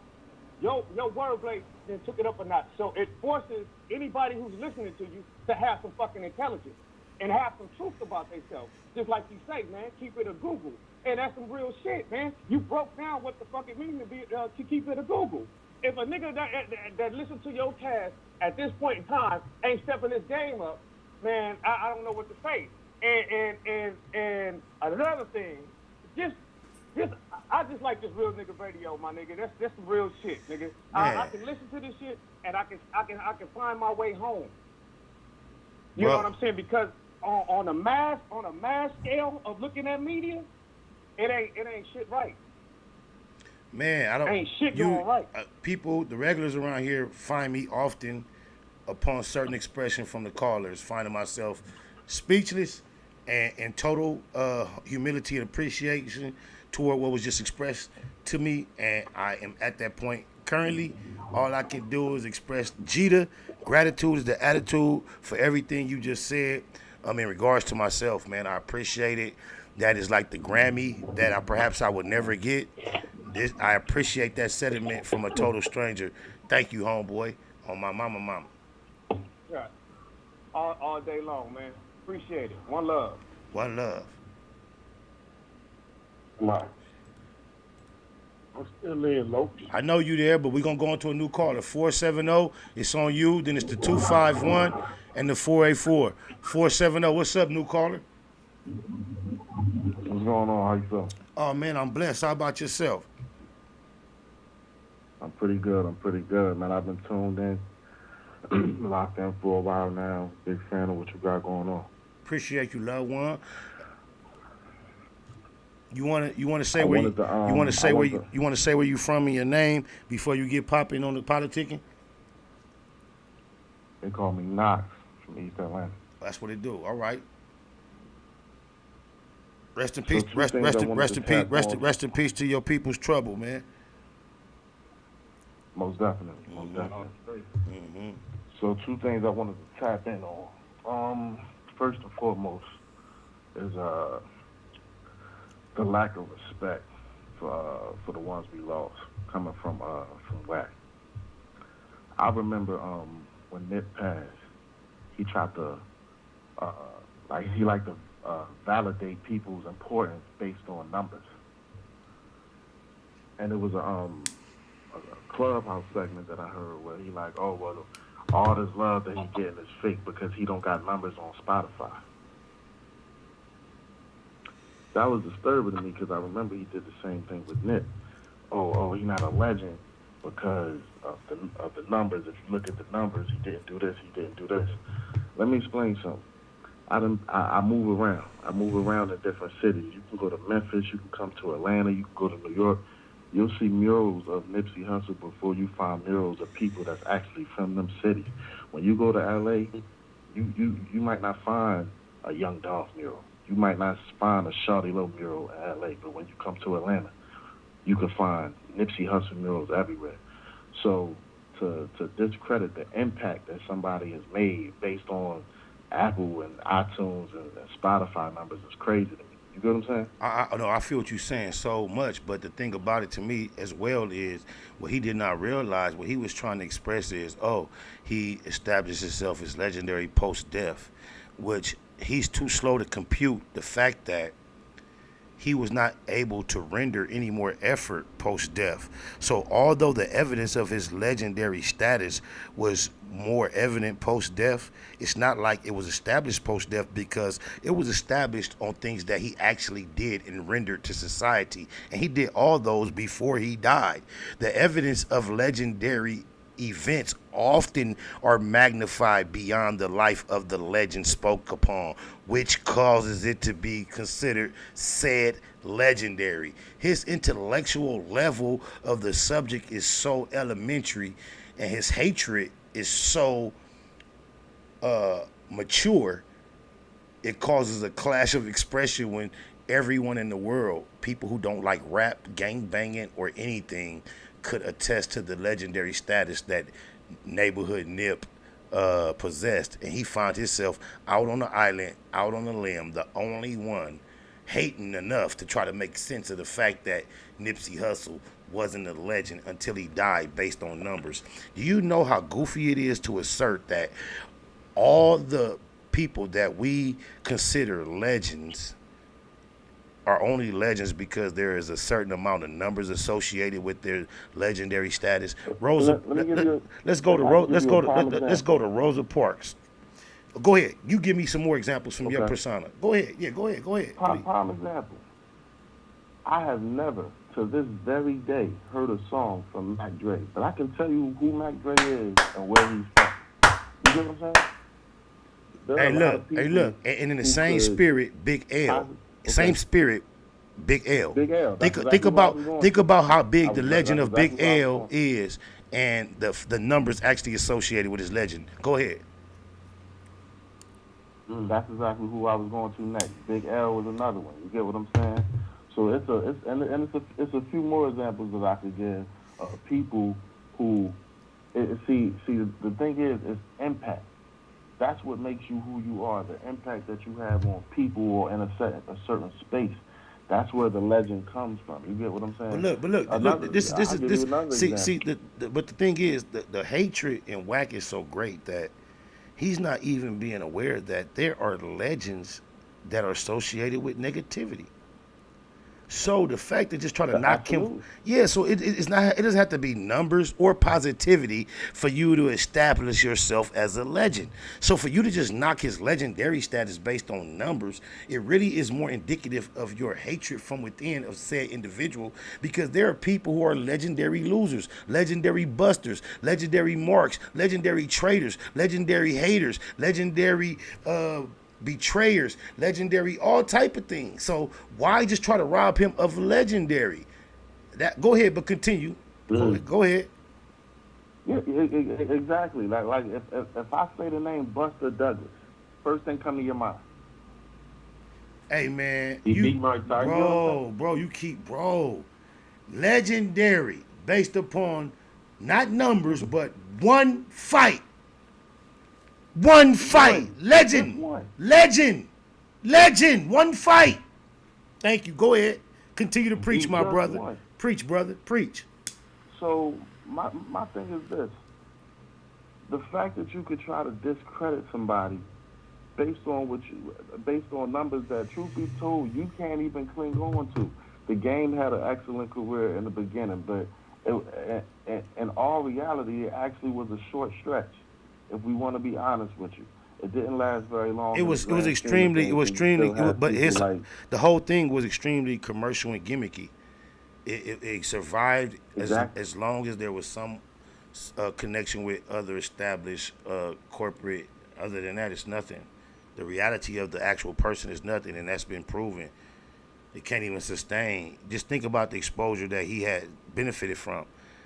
Any other solo artist that had the rollout he had would never have found themselves in the public in current time talking about what one man versus another one has done for him. You supposed to be happy in life with that type of rollout, nigga. That's all a nigga need to pimp for the rest of his life, bro. You was the game. And if you couldn't maneuver off of that, it's your bad. That was on you. That's on you. That was on you. It's almost like, you know, you had a life vest on. As soon as you took it off, as soon as the life vest wasn't available to you, and you had to swim on your own, that's when we got to see what's really going on. Very, very, very much so true. In your court. Very much so true. We got some more callers. You ain't got to go nowhere, but we want to let them get some time too. Hold on real quick. 251. You already know where you at. You in the black box. 480-707. I see you. It's on you, 251. Speak your speak. What's up, Lo? Oh, man, I'm just tripping on how the homie just brought up how Cuz tried to discredit Dip as a legend based on numbers and not realizing in real time. Look. I agree with him. that I agree with him that Nip didn't have a hit record. But what he don't realize, while Nip was alive, I was telling him, cuz I never seen it like what I'm seeing going on with you. No matter where I go, bro, you are the guy. Right. But you know what? But no, wait, hold on. Go ahead. I used to tell him while he was alive, basically, bro, I never seen nobody be established as a legend, and you don't even have a hit. You don't even have as a rapper, and you don't even have a hit record. So for Cuz to say his legendary status was only established post-death, while Nip was alive, living, and breathing, Puto and his engineer G can attest to the fact. I used to tell him in his face, nigga, you a legend, nigga, in hip hop and don't even have a hit record. So he was a legend before he died. You just slow. Hold on, my nigga. I'm finna let you go. Hold on, my nigga. God damn. You like a horse at the rodeo behind that gate. I know. I'm just as excited as you. I love you for that, real one. I just want to finish this little shit. And I forgot it. Damn, it's on you. I forgot. Go ahead. On you. Bam. Do your shit. But look here, man. You know just like I know. Most of your neighbor, you got better rappers in the hood that people ain't never heard of. That's legends. And for him to say that, let me know that he has no idea about anything about music. Now, him claiming Pacoma Pyru, I got people in Pacoma, I ain't never heard of this dude. Right? Wait, hold up. I gotta stop you. It's kind of hard to be from Pacoima and never heard of Cash Jones. Now, I'm not finna never take away from him his popularity in Pacoima. He has been a popular person in Pacoima his whole life. So about him being rah-rah and all that, that's something else. But almost everybody from Pacoima can give you his whole history of his family. He is a popular person in Pacoima. Okay, go ahead. Yes. Just not the Pyru that he speak of. Thank you. What I'm saying. Thank you. First of all, in order to become what he say he got to put in some major work. That dude ain't put in no goddamn work. Excuse me, Lo. No, do you? No work in do you? Amen. I know this for a fact. Likewise, I can confirm that too. So, likewise. With that being said, he always want to speak on who somebody is and what they have. Let's speak on him. First of all, he infiltrated Suge. He been an agent, bro. That dude came into the business an agent. You hear me? Yeah. Now, he has infiltrated some of the biggest people and got dirt. How this man got all this dirt on people, man? That's what I got the paperwork. I got the video. I got this. How you get all that junk, bro, if you ain't the Fed? That's what agents do. I can only agree with you. Keep going. Okay, so just like this, 6ix9ine jump out of jail, right? Right. He right there with him. Oh. Right? Go on academics. Everybody know academics the feds too. But think about it. Tupac jump out of jail. Suge right there. Look at his version of Tupac. Right. To Coochie. Look. We went from Tupac to Coochie. Suge free Tupac and gave him life after jail, and Wacc HoNo Hunnid free to Coochie and gave him life after jail. Go ahead, keep going. Oh no, he ain't free to Coochie. No, they working together. But look, when Kobe Bryant hit the winning shot for the Lakers, Kobe won the game, and the Lakers won the game. So no matter if Coochie or the Feds free Coochie, Wacc is a Fed. So the Feds free Coochie, Wacc free Coochie, and then fucked with him when he was out. That's all I'm saying. But look, anybody with common sense would know Coochie was put in his position to hit them blood gangsters. Look, I be so fair. I ain't gonna even say that's why he was. But no, not necessarily. I can't confirm he was a plant. But yes, sir. I can believe that the story was more organic of how he slid up on him. But it's obvious what he actually ended up doing on their behalf, though. You don't have to put extras on the story and say that's why he was there initially. That makes it a little more dramatic. Okay. I think he stumbled up in that position more of the natural way it looked like. But yet and still, he still went out as an agent, fucking over the niggas that embraced him, bro. Right. Yeah. And you know, more and more of that, man. This agenda in this industry, all of these elites got a closet problem, and the truth behind all of that, they pushing what these record labels want them to push. Man, I got big ups to all y'all independent, bro. I've been watching you for years, and I listen to your music, and I can't wait. I want you to come to the South, bro, because I'm right here on Interstate 10. You got Mississippi, Alabama, Florida. We gon' spin with you. That's right. You hear me? That's right. So you might want to try to tap into this market down here, bro, because there's some real brothers in the South. And we talking about the real South. We ain't talking about Texas, my nigga. We talking about Alabama, Mississippi, Florida, right? Hey, tell me this. Wait. And we love you what down is here, it? What is it about Texas that would make you say that real quick and just eliminate them when we say the South? Well, Texas is a little different because of the Hispanics, and not saying nothing negative about them. Mm-hmm. I'm just saying, like, it's a lot more history when it comes to South and the way our people, most of the people from other states, they family originated from here. You see what I mean? Right. A lot of people don't speak on the fact that they family originated from Mississippi. They originated from Alabama. I can attest to the I could attest to the fact that I meet a lot of Californians. I recently just attended a family reunion, not from my bloodline directly, but one of my children's bloodline from her mother's side had a family reunion. I was there. And I just became recently more aware of how much of our roots generate from Mississippi. Oh, my mama. Shit, even Wacc family from Meridian. You see what I'm saying? Right. Real talk. Wacc family is from Meridian, Mississippi, bro. They got about 60, 70 acres out there. I hunt on a piece of land right next to there. My uncle right now, my uncle Big Al, who is my homie. Hold on now, hold on. My homie Herb, his daddy, Big Al, who's been living in California for at least 40, 50 years, recently retired and went back to Mississippi. So I'm really familiar with how. But man, right. And I appreciate you, bro. Likewise. I want to get. Don't know, man. This podcast that you got so real, bro.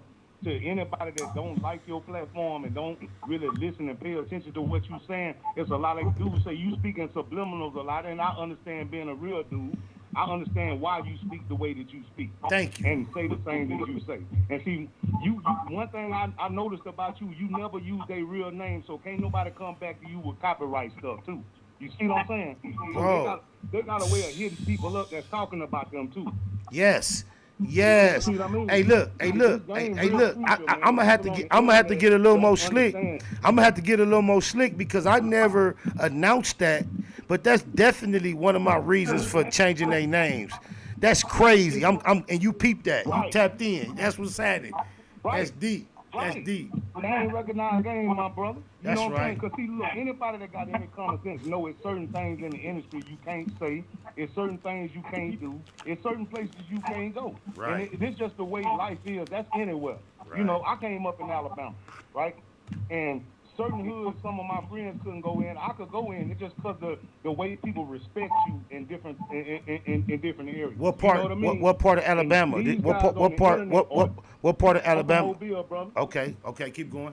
I'm from Mobile. More specific, I'm from Princeton, Alabama, and you can look that up. Bama boys, shout out to my Bama boys. Those that know. In my teenage years, I spent some time in Huntsville. Got in quite a bit of trouble in Huntsville when I was 17. But shout out to my Bama boys. Go ahead. Hey, right there. That's right. And I appreciate you, man. Look, I ain't gonna hold you up, bro. I just wanted to get on here and let you know, bro, how legendary you are, homie. Don't you ever forget that. Look, like you said, numbers. Look here, man. Underground cash money rule the world, and they trying to get rid of it. Right? Yes. It's people that's doing underground that's making more money than these elites because the industry own their money. You see what I mean? Bro. So it's ways out here to get it, bro. And hustle is gonna always be the number one rule in my book. And you a hustler, bro. And I've been watching you. And matter of fact, I'm gonna bring something up real quick. I like how you handle that Snoop Dogg situation. You get me? Yes, I sir. ain't gonna go too far with that. Okay. But I love the way you handled that situation, and I know more about that situation than I'm gonna speak on this thing right here. You see what I'm saying? Thank you.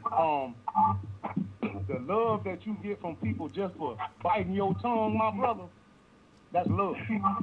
Thank you, bro. That's love. You bite your tongue just enough, but you let people know that look, you got some information that you can put out too, but you don't. Yeah, and that's love. That's what a man do. A man ain't gonna tell everything in his head. Thank you. So big ups to you, bro. All the way from Bama, homie. Hey, and big ups to you right back to Bama. Much love, loved one. Yes, sir. And it's OG Heavy, bro. Hey, OG Heavy, what's your area code? 251? 251. All right, much love, Heavy. Area code 484. 484, you next on the line, live. Black Box, what's happening? Hey, what up? So my question to you is, so you know how the brother before me was talking about Mississippi, Alabama, Florida, they kind of like tie flags and shit. Well, I'm from New Jersey, and in New Jersey it's the same thing. We got Pennsylvania, New Jersey, New York, right? And up here, people is banging y'all shit, whether it's rolling 30s, fucking brim shit, all type of shit. It came over here, but I don't really hear y'all talking about like shit that started over here. You know what I mean? Like, is there any 5%ers on that side, like Nation of Gods and Earth and shit like that? And you asked a very good question. I'm gonna ask you this first of all. Does the name Cash Daddy ring a bell to you? Nah, I don't know who that is. Streets May Be Icy. Nah, I don't know that either. I know a couple great homies. No. This is my partner. No, this is one of my brothers in Philly. Shout out to Cash Daddy and Bino. But back to what you was saying. I swear to God, my nigga. Nah. You might drive by, like, you might be on Vermont and Slauson and see some niggas with the Israelite suits on, with the microphone out on the corner breaking down that black knowledge shit. But far and wide, every day, every month, every year, the average nigga that grew up in our ghettos, like how y'all ghettos got that knowledge inserted with the 5%er, we lack all that, nigga. We didn't have none of that. All our shit is the money, hoes, and clothes, and fuck our foes. That was the only meat and potatoes fed to our generations in the ghetto for the last 30 years. That's it. And that's why you see a difference in the outcome of the elements of positivity that was programmed into a lot of y'all. We didn't get that. All we had was Jesus. Right. Yeah, man, that shit is important, man. You know what I mean? That I agree. That no, wisdom, I admire that. I admire. Black man. No, but I admire when I realize sometimes a lot of times the average street nigga from the East Coast who didn't know much or nothing knew knowledge of our history and was tapped in with the spirituality that was connected to that. I've always admired that, bro. I never quite could put my finger on how they arrived there and we arrived to where we were, but we were robbed of all that, bro. Well, the brother before me, he said some real shit. One of the things he said was a lot of people, like our people, came from down south, then we moved up north, you feel me? And there's no different on this side. Like a lot of people, you talk to them, like their great-grandmother, their uncle, all type of shit, they was from Alabama back in the day and they just moved to New York or they moved to Jersey or Philly or, you know what I mean? Right. So he right about that. But yeah, I was curious, man, because I never really hear that. And then another question I got is, you know, I see you got this platform, you ain't on no negativity shit as far as what you're trying to do now, and I salute it. But would you help the next brother out? A nigga call you, tell you, yo, I got an idea, a concept, whatever it might be. Are you willing to extend a hand and make sure he's straight? Check this out. When you consider the 7 billion people plus upon the face of the earth, I can't say I extend that energy to everybody included in that number. But for anyone who's familiar with my personal essence knows I am open to explore those type of opportunities in general. But I in no way try to represent myself as somebody that can facilitate all that energy that may come my way. But of course, I'm in support of all organic, something out of nothing, real efforts that I come across. But I have to also focus my efforts on things that are priorities in my life, which causes me not to be able to even tap into some of those things of that nature that I would be interested in. But of course, I do not just shun them based upon how you described them. that's definitely good. That's a good sounding conversation for me if I can be involved. But I am in no way the gateway for all the people that find themselves in that category. Not at all. Bet. All right, then my last question. Now I'm gonna let you go. I heard the last brother talking for a while. I don't want to hold up the line, but like I be on the internet. I watch Glad. I watch some of your interviews, a couple of other dudes, and they talk about how out there y'all relationship with the Hispanics, like yeah, it ain't really what it is. On this side, like you'll meet a Hispanic dude that look black. You know what I mean? Because they from the Caribbean, Dominicans, Puerto Ricans, and shit like that. So is it still like that, or that's how it used to be? Well, our experience of tension with the Hispanics has always existed in pockets and in different time frames and different areas for different reasons. There has never been an all-out, ongoing, obvious, fuck them, fuck y'all. There has always been consistent existing tension based upon different reasons, but I want to present that it's less based upon the fact that you're a Mexican or you're a black, and it's more based upon we're us and you're them. And I want to also be honest about the fact that a lot of the tension has built up between the two groups has to do with the trauma experienced by the Hispanic community in the ghettos of California when we had the numbers. We were coming from a culture that had just gotten our ass kicked for 400 years. And I believe when we became the majority in any sense, we treated the new minority in a replica form in somewhat as how we were treated when we were the minority by the white man. And as the Hispanics grew in number, the ability to treat them that way shifted.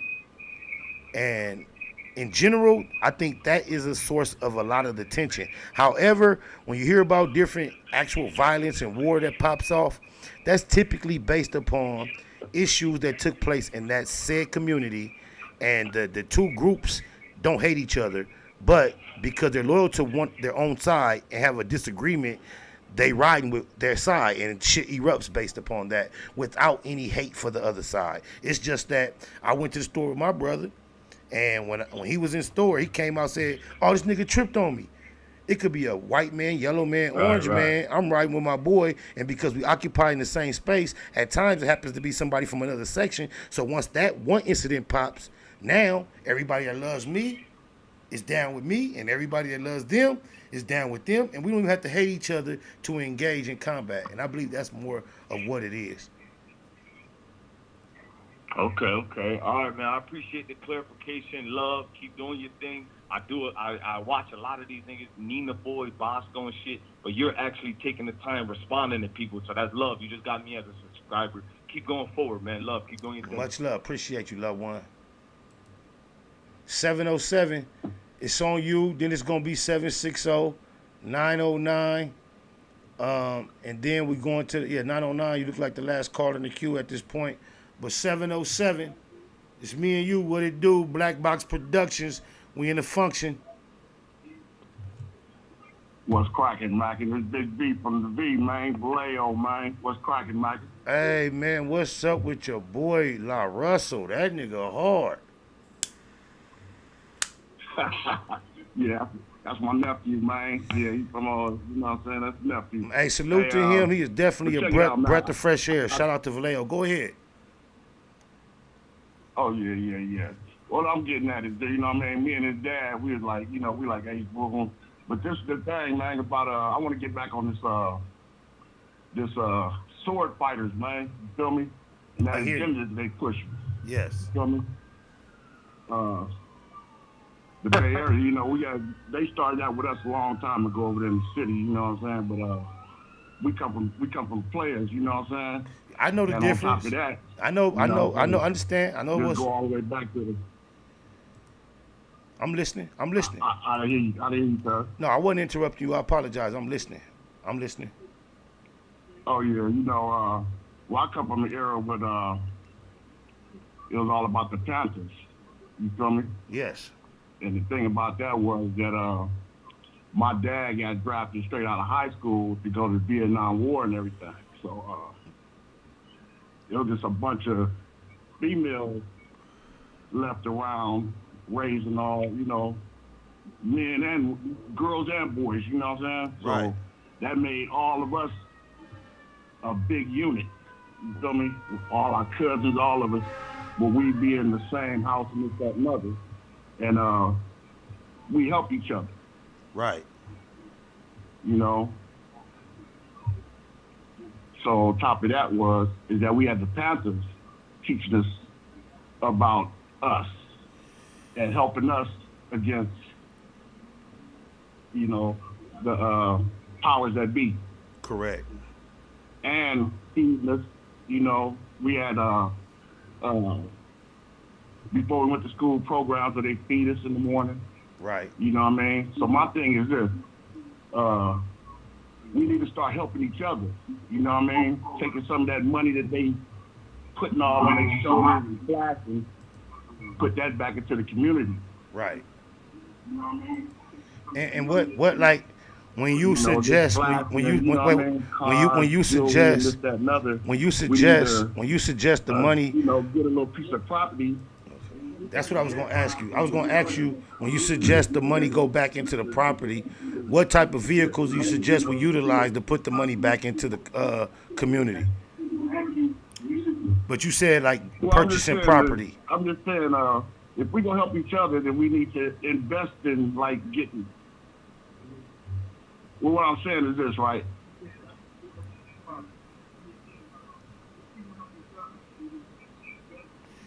Come on and say it.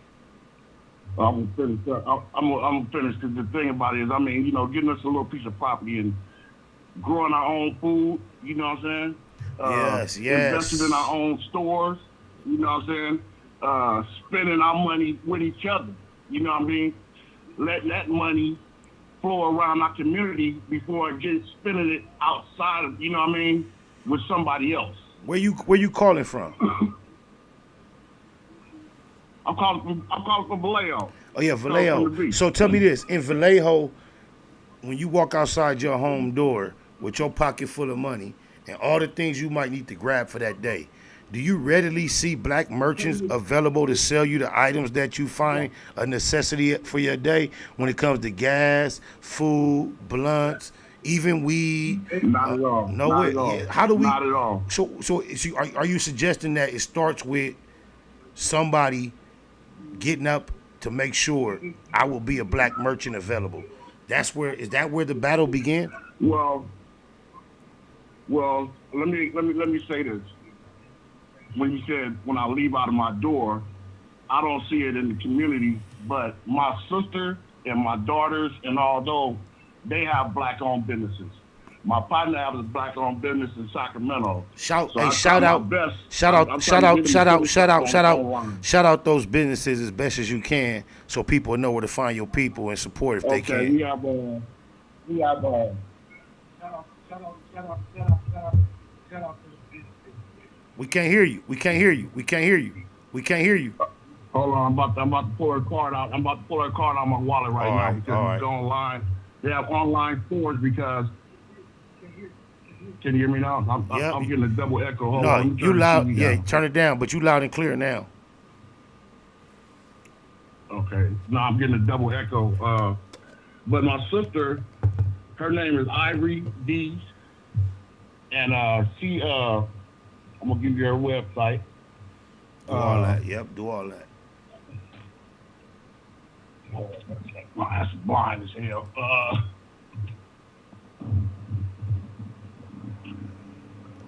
I see all the callers. I see all the callers in the queue. And what she does, she makes handmade everything. She sold everything: clothes, handbags, face masks.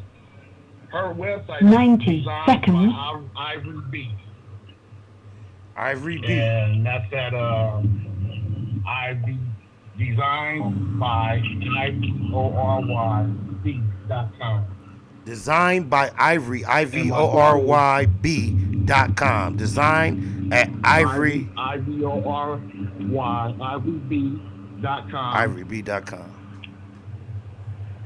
Go ahead. 60 seconds. Don't worry about what she talking about. We good. Keep going.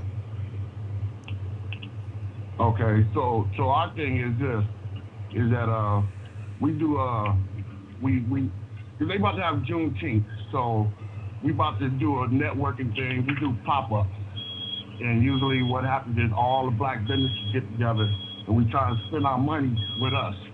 So as far as like the hair, makeup, you know what I'm saying? Instead of going to spend it with the others, we're trying to keep it amongst us.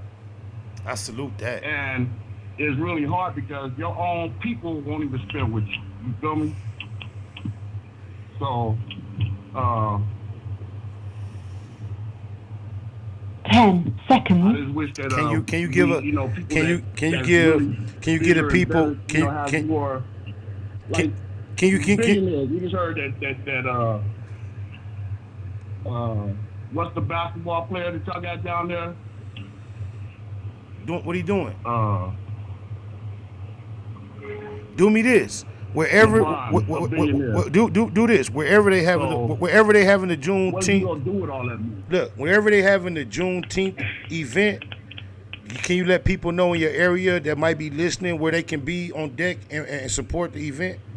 Do you have any information associated with the Juneteenth event? The location, the time? I can put it on drop a line on his page.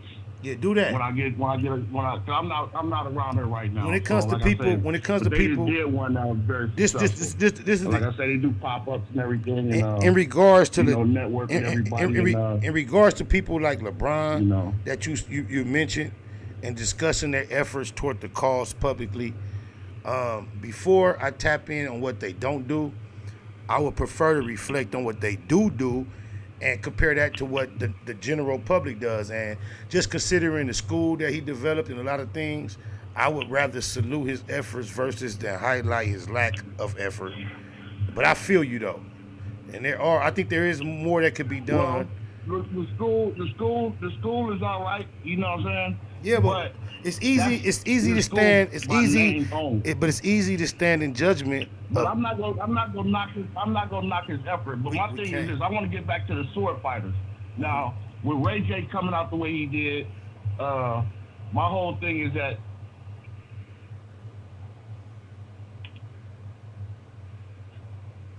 my thing about RayJ is that I don't think they should be pushing that agenda on straight guys with sons, you know what I mean? And I think that that's diminishing our black population by them doing that. You know what I'm saying? They dirty dicking all our females, and you know what I mean, going in there sword fighting. You know what I mean? I don't think that's cool at all. In that live, he also addressed the point that he like, come on, y'all can't be supporting the girl on girl, but then when it comes to the opposite, you can't be a hypocrite. I want to just assert for everyone listening that girl on girl do not typically smell like dookie.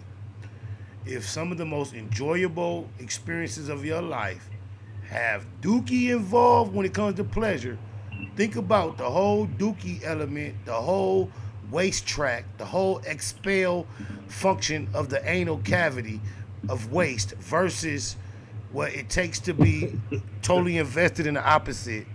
There's a big difference. Anytime you can associate your most intimate, pleasurable experience with a constant contact with waste receptacle and everything associated, there is a line you cross that is other than healthy.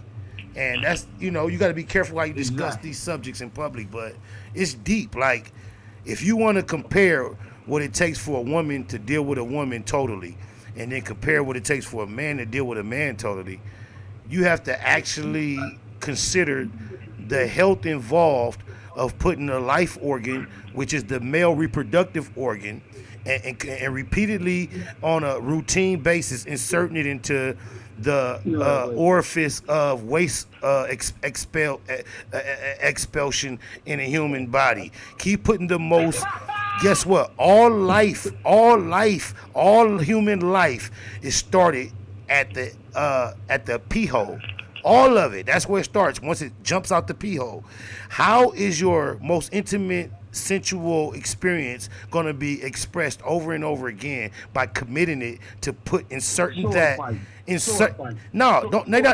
Not fighting the swords. Fighting the swords is. I'm talking about But no, sword listen. fight. No, we're not talking about the sword fight. It's when the sword. It's when the sword fights the tunnel. Look, the tunnel. The tunnel is designed to expel items. Look, the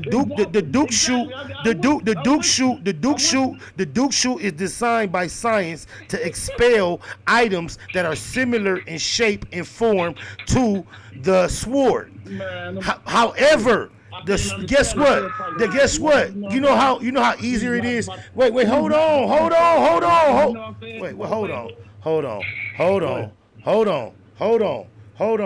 The sword is designed similar to a turd.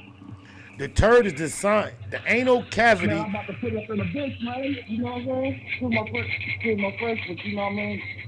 I'm about to put up in the bitch. Hey, look. This my thing. This my thing. The human body dictates that the anal canal is designed to expel waste in a shape similar to that of a sword. All the muscles, all the elements of the anal cavity, the exit canal, through nature design, is designed to push out, expel a shape similar to the life organ. However, its consistency is a lot less sturdy. You know, if you had a turd versus a swipe, a swipe in your hand, how easy versus hard it was to smush it. Look. To dedicate your whole interaction to not only going the opposite way of those muscles. You doing too much, No, hold on, shut up, man. I'm not doing too much. You're doing too much. You're to not only go into that, not take your life organ to go against that muscle structure and original design by nature. It's also intended it's also then plug your ears and be quiet. Don't listen. I'm not talking to you. I'm talking to us. Look, you're also violating the fact that your organ of reproduction is designed to provide and life. And you're inserting it to the portion of your body that is designed to expel the most toxic things that have ever gone through your system. It is a total mismarriage. Exactly. Fuck who you feel fond toward of, emotionally, affectionately. We don't have to discuss that. Let's discuss when you compare, RayJ, a nigga that like to see female. You discuss a nigga that like to see females liking on each other, and you want to compare it equivalently to the opposite with males. You lost, homie, and you confusing other people if you try to make them equal. But go ahead, homie. I know that was graphic, but I just wanted to make my point.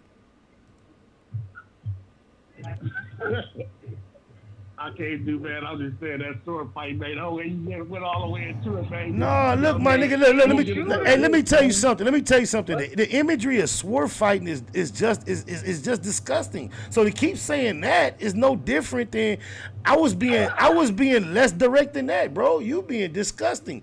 That's an old term. Everybody knows what that means. Nobody wants to continue to hear sword fighting. I don't want to hear that. I was being a lot more abstract than that.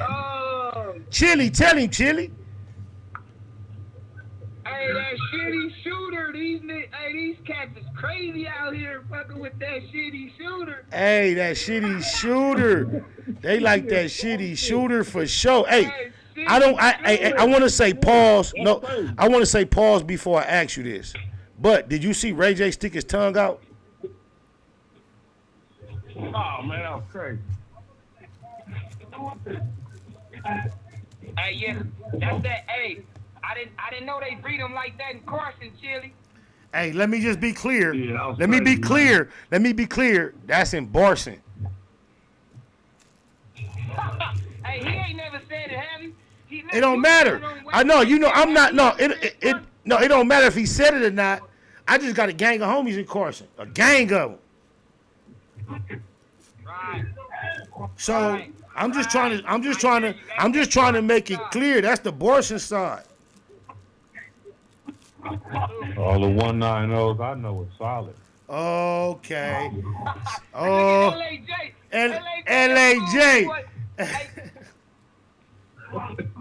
Hey, shit. Huh? So your boy that came out the closet, that's what everything is going on. That's what's going on. That ain't everything that's going on, but that's part of what's going on. Yeah, he came out the closet on live with a filter on, stuck his tongue out and said, "Ooh, that filter make my tongue look red." And he was currently addressing gay pride, and he took it upon himself to take a trick out of our book and use the word gay, take the G out, replace it with Ray, and say it's not Gay Pride Month. He said it's not Gay Pride Month, but it is now officially Ray Pride Month. And he motivates all heterosexual men to join his movement. And look at y'all. I want y'all to see something. I want y'all to see something real ironic, because the people y'all hearing me talk to, y'all hearing them off a Bluetooth speaker. And it got different modes that this shit could be on, but look what mode the lights is on, y'all. What the fuck? Look at the light mode. What the hell?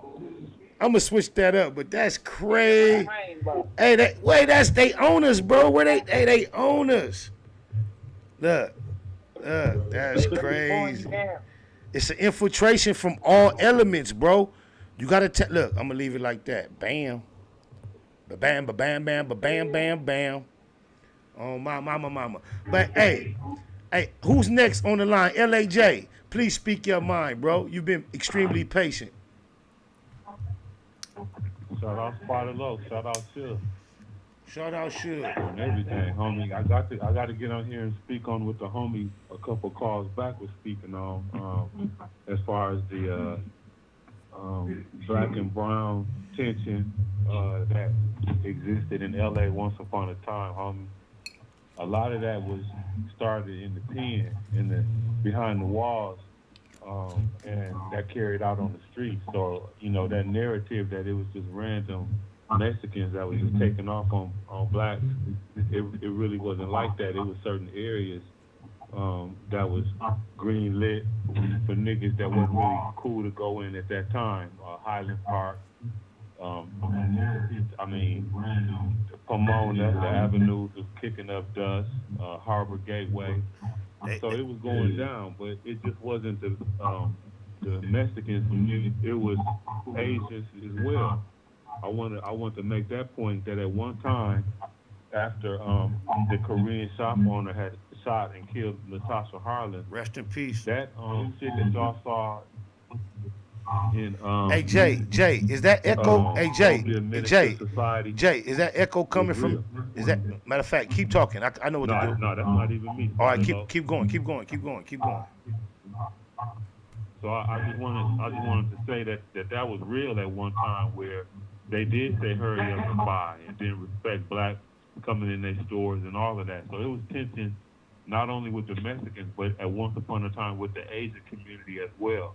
And I just like to say, being from LA, I've seen a lot of progress in the relations between blacks and Mexicans and Asians, because at one time the tension was thick between blacks and Asians. And I just don't want that part to be overlooked. Right. Like even now, it's some parts of Koreatown that they built up real nice. And I'm going to just say it. They don't want some blacks or some elements in Koreatown because they didn't build it up real nice. They got their own mall. They got their own businesses, jewelry stores, and all kind of shit. So, but you know what I realized, even outside of sections named and titled like Koreatown and Little China and Little Mexico, we have areas like Gardena and Cerritos where there's no actual name attached to the area. However, there are whole communities. Hawthorne. There are whole communities established where you go and look. All the businesses are in the languages that we have no idea what it's saying, And they don't give a fuck if you know what it's saying. They don't give a fuck if you come in and patronize their business. They are filled with people who don't quite speak English, if they don't speak English at all, and they're only established to service people that are of their community. And real talk, Spotted Low. it I've is, seen that. it's crazy. Go anywhere. Travel up Redondo Beach Boulevard, cross Vermont, and go all the way up to Prairie. And look how many businesses have the Asian type lettering on their sign, no translation. When you walk in, all the signs are in that lettering. They have banks, credit unions, and everything you can imagine that serves a community that facilitate that type of commerce. And they are very uninterested in anyone other than themselves patronizing their businesses, and they're extremely successful. It is a blueprint laid out for anyone that considers themselves a community to see and say, okay, let's do that. And I don't understand for the life of me what it is about us where we cannot mimic those same successful movements. Yes, true. But it used to be like that though, Spotted Low. Back in the 80s and you know, all up and down Crenshaw, it used to be black-owned business. Just remember the Rodney King. Remember the Rodney King riots. The whole phenomena of the sign that read "black-owned." I remember what you saying. Remember that. Remember how many. There has not been a presence of black entrepreneur ownership in our communities since then. That was the death of the people who could put signs up on places and saying black owned. It doesn't exist anymore. That was the moment. And that's what we need to get back to. And it's going to be a long battle, but we definitely do. Chili, anything you want to add to what we popping about? Uncle Dad, anything? Shout out Chili. Oh, man, I'm just, I can't really get too much into what it is, Chili, as I'm moving around. But one thing I can say, you got to be who you are. You don't portray that image that stand your ground. If you like to do certain things, stand your ground. If you like to bump hips and bump thighs and cats, stand your ground. Whatever you like to do in life, just stand up and stand your grounds, man. That's what your boy wants to add to the get down. You feel me? So I feel like you saying that to the perspective that without hate, because I know you personally as a father of both male and female children, heterosexual, but I know you a family member of people that represent the whole spectrum of sexuality that we currently see in our community. And I realize you know how to show love, respect, acceptance for everyone that you love before you knew whatever their choices was, and you maintained that based on your respect for their humanity. So basically, I only can imagine that you are addressing the people who try to present themselves one way, but yet and still so much evidence is obvious that there's other things involved. They should be comfortable and to just be confident in being who they actually are. Is that what you're saying? Right. Stand up and stand tall. Whatever you believe that you are, and that's what you want to do. Like, stand up to it, Chili. Because, like you say, it's a few folks in the family. And guess that what? Before I even knew what they get down was, I love them. They was family. I love them. So, and guess what? There are members. There are members. It wasn't no males. Not male. But there are members of his family that are not members of my blood family that have the same love and acceptance from me that he is expressing, and it don't got. And guess what? He does way more than me, but attend events that they attend. It might even be highlighting or celebrating a monumental moment in their life, and we know how to interact and come together without being disrespectful, without wearing a banner that says, "Hey, I'm just like you," or "I'm really." Neither is necessary. In order for me to love you through whatever your human experience is, does not require me to jump in every pair of shoes you choose to wear. It's not necessary. Talk that talk, Chili. Talk that talk. You know, because the thing is, when you keeping it out of my sight, it's out of my sight. But when you come slap me, It's in none the of my face, then I business. have no Guess other what? choice but- Every but time you know? a respectable human being goes into his bedroom and does whatever he considers intimate, it's just respectable and decent to realize that that's a closed door, private, do not disturb. This is intimate. It's none of my business to make that your lifelong mission, to make your whole expression and existence about what you do behind closed doors. Just like I'm not interested in following any porn stars and keep getting updated on everything they do in that regard. It's none of my business. It's none of my business. Cool. Quit trying to shove it down my throat or pause or down my virtual. Hey. Huh? Seriously. I know you saw that Burger King little that promotion. That's what really, I'm like, whoa. I said, whoa. Like, what is, they just go do these Capital One commercials, and they go do these other home security commercials, and they showing these two cats with these haircuts the same, and you know they ain't brothers, but you feel me? It's like, y'all just keep slapping us with it. Like, you know? Yeah, I saw that. If a person go accept it, they go accept it. Look. That's the agenda. Look. If you don't notice what's going on, because it's June, y'all just think about life, bro. All our life, June has been one of the most crackingest months known to humans. School out, fun, party. The brightest, most fun, sun is out. It cracks. Guess what? They didn't gave that to the rainbow. Guess what? Now Burger King say in celebration of that, your burgers. You know how instead of Juneteenth. Instead of Juneteenth, they gonna tap in on. This how we gonna celebrate and tap in on June being took over by the Rainbow Coalition. The burger that we've been getting all our life that has one typical shaped bun on the top. That is the opposite shape of the bottom bun. That's what a burger is. They are now selling, promoting, offering burgers where they have two tops and two bottoms. Do you guys realize how the term do you guys realize how do you realize how the term top and bottom already relates to that lifestyle? Wow. And they want to put two tops on for one burger. Boy. Hey, we living in a different world, and I want to be the first to assert there's no need to hate anybody to be able to realize, observe, and acknowledge the fact that there is something particular attempting to be pushed upon us at a very aggressive rate. Oh my. Yeah. You damn near want to say, don't drink the water. It's something in the water. Like, you feel me? You damn near want to just grow your own food, do all your own shit, how old boy was saying, because it's like, they slipping it on. Like, watch out what you're doing. Watch the Gatorade. If you slipping it.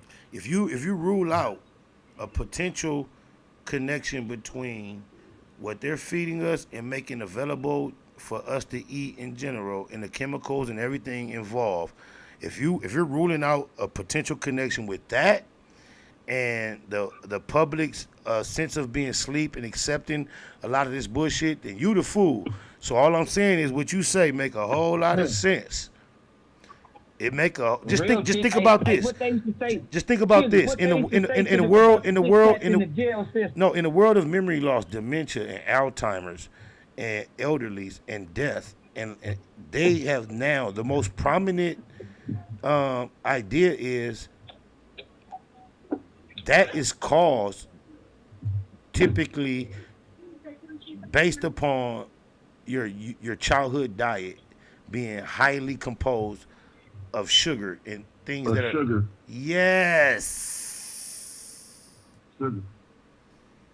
Yes. But to make a long story short, though, they scared of the melanin in our skin, though. You know what I'm saying? I want to shout out the homegirl, Lauren Madison, who is the owner of the Melavated brand, and that's Melavated on all social media.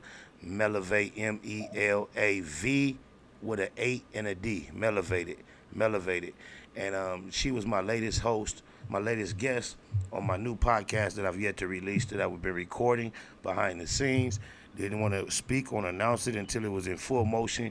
And we do have a few episodes under our belt, so I will speak on it, and we will be releasing them soon. But facts, thank you very much. Facts Over Feelings is the podcast. That's the title. And damn, I forgot why I wanted to give her some flowers. I forgot what was just said to bring her up in my mind. So I'm the melanin in my skin, bro. The melanin, man. Yes. I want to say there is a new way to express Baymac. It's be about your melevation at all costs in honor of our sister. Okay, I like that one, Kelly. Yeah, Lauren Madison. No question. The honor and the goddess of the brand that is Melevated. MELAV, the number 8 D. It's a T in there. God damn me. I don't want to do her the misjustice of doing it wrong. So let me go through the slight effort of making sure I locate it and allow you to see it as it is. Because there we go. I need y'all to tap in. This is the way. Shout out Melevated. Yeah, this is not her actual page, but that's the what I'm trying to say. It's Melevated like that. Can y'all see that? However, don't stop there. That's not her.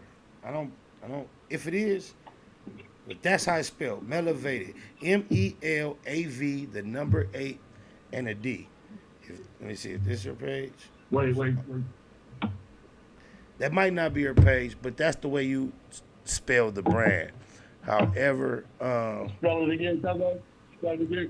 M as in mother, E as in Eastie, L as in life, A as in active, V as in victorious, the number 8 as in ocho, D as in daily, Melevated.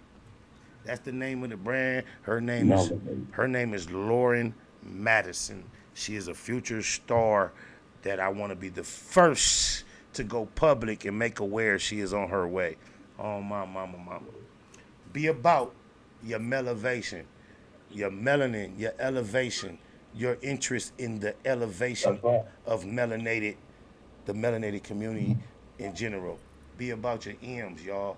Your marathon, your melevation at all costs. Shout out to you, Lauren. Much love. What it do, y'all? That's what's up. That's what you call building. You know what it feel like? You know what it feel like it's time for? Just based on my mama. Yeah, we gotta share.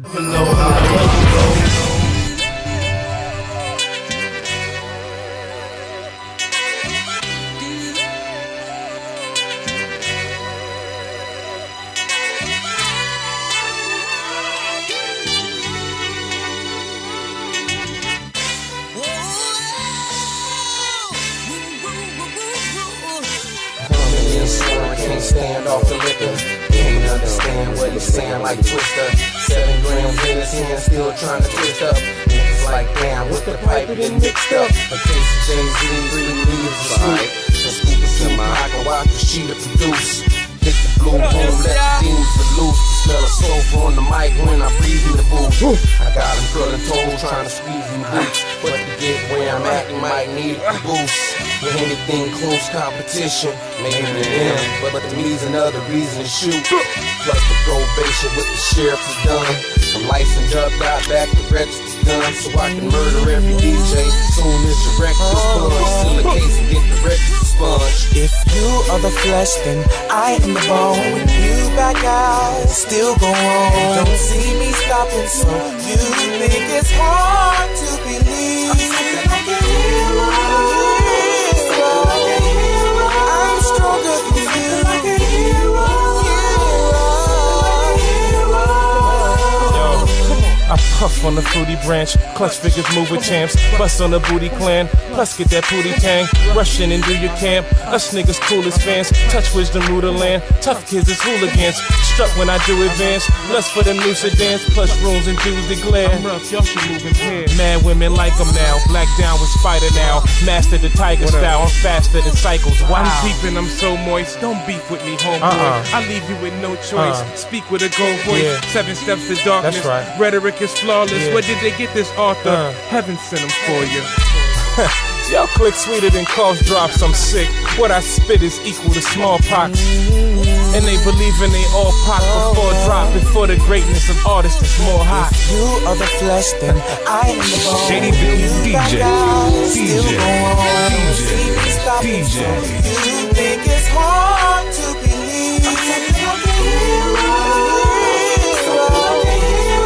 I'm stronger than you.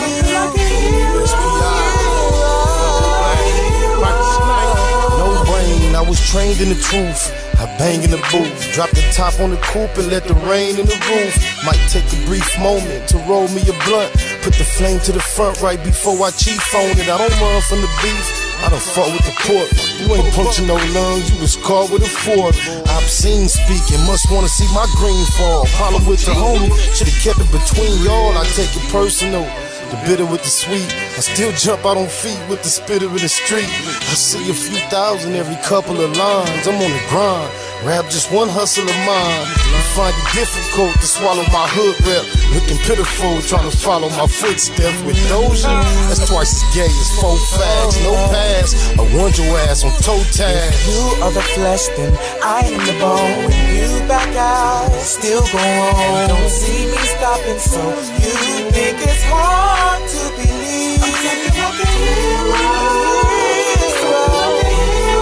I'm stronger than you. Like a hero.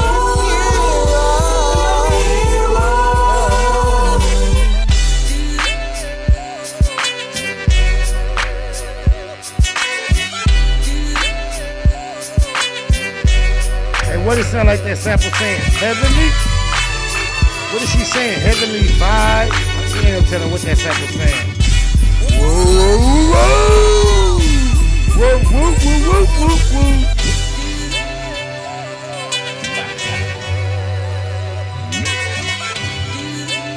She said heavenly? I think she said heavenly father and they cut it off.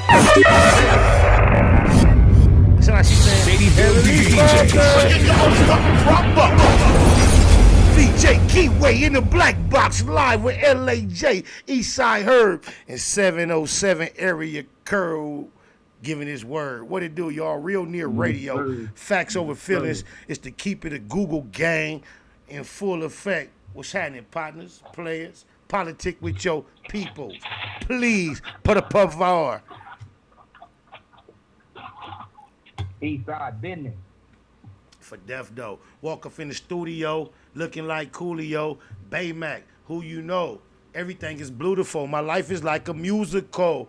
Not your usual West Side story. I'm Easty.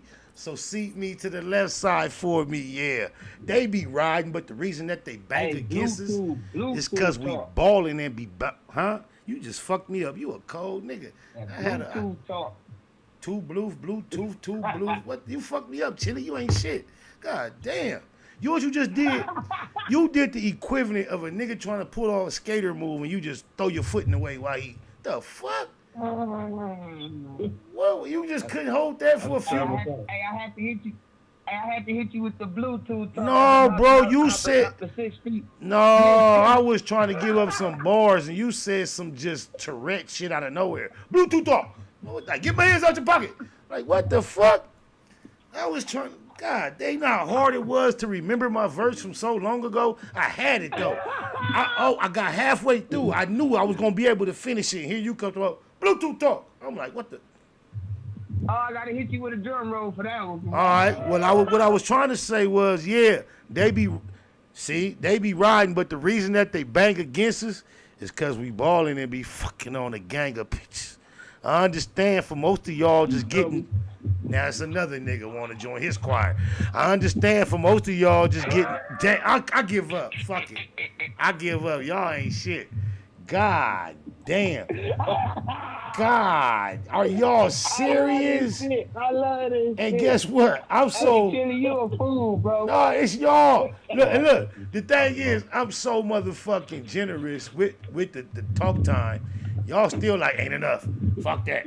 Shut up. Well, talk y'all. And look. I want to show y'all. I want to show everybody listening. Watch what happens when I do this. Zip my lip. All right, y'all. It's on y'all. Floor is y'all. Talk y'all shit. All right. Duh. I want to say. Yeah, come on.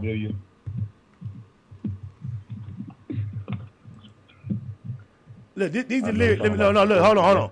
These are lyrics. These are lyrics. And I want to give a fucking disclaimer. This record is now 3 verses long. This is like my first rough draft of it. I don't have the final product on deck right now. This is Nocturnal, the legendary Nocturnal. He's on the hook. But the verse I was trying to rap, it started off sounding something like this, y'all. God damn, y'all even understand how to, don't trip. I'm finna play it though, don't trip. They just put me through a little like, wop, wop, wop, wop, wop. Bing, boom. Boom, boom. All right, now it should be playing though. Now I ain't gonna even front. Now this shit ain't playing. That's crazy. Let me see if I do it like this. I'm gonna try to troubleshoot. Stay with me. Okay, now, Chili, since you had so much to say, talk your shit now, then. Or LAJ, somebody. Hey, what's up? The silence is violence. I just left with good news. A pastrami. All right, for sure, But I got no chili in my French fries. You feel me? You got some pastrami what? I said I'm from the east side, but I ain't got no chili and pastrami on my French fries right now. But you eating French fries? You feel me? Can I ask you a question? Do you mind me asking you a question, sir? What you say, Chili? Do you mind me asking you a question? Go ahead. I'm Bill. Are you no longer a bachelor with a spatula? Whoa. I'm just curious. Well, I want to announce to the world, my M is mobile. It's Baymax. Be about you at all costs. So, I mean, you know, the bachelor life is something that you actually is a part of and that you push when you're single, you know? And, you know, that's no longer for your boy. I mean, I always was married. I never divorced. I always was married. I just was like, bachelor with us, bachelor. We finna get out there, Chili, fuck it. But I was so deep in working, stacking that paper, just so deep into the whole, you think? I kind of bagged away from the spatula part, the bachelor part. You feel me? So it's up for the next. Chili. Hey, you the perfect. Hey, I'm gonna have to get my shit together so I can get you on the platform because you are the bachelor with a spatula. I can attest though. I am a definite perfect candidate if you think about the criteria for the show and my actual circumstances. You are correct. However, I was so eager to be able to try to extend my platform to a brother that was, you know, I thought was interested in being involved. And now that I know that you have went back to your original Baymax interest of be about your matrimony at all costs. I want to shout out to Sis, the most notorious. I want to shout out to Sis, the most notorious lady that I know, my lady Sis, and I'm glad to know that matrimony has reestablished itself in your life, bro. All bullshit aside, I'm happy for y'all, bro, because that's what it's really about, making shit work that matter, man. Salute to you and your lady part. Hey, and I salute for you saluting that, bro, because at the end of the day, you know, sometimes we want to wiggle. You feel me?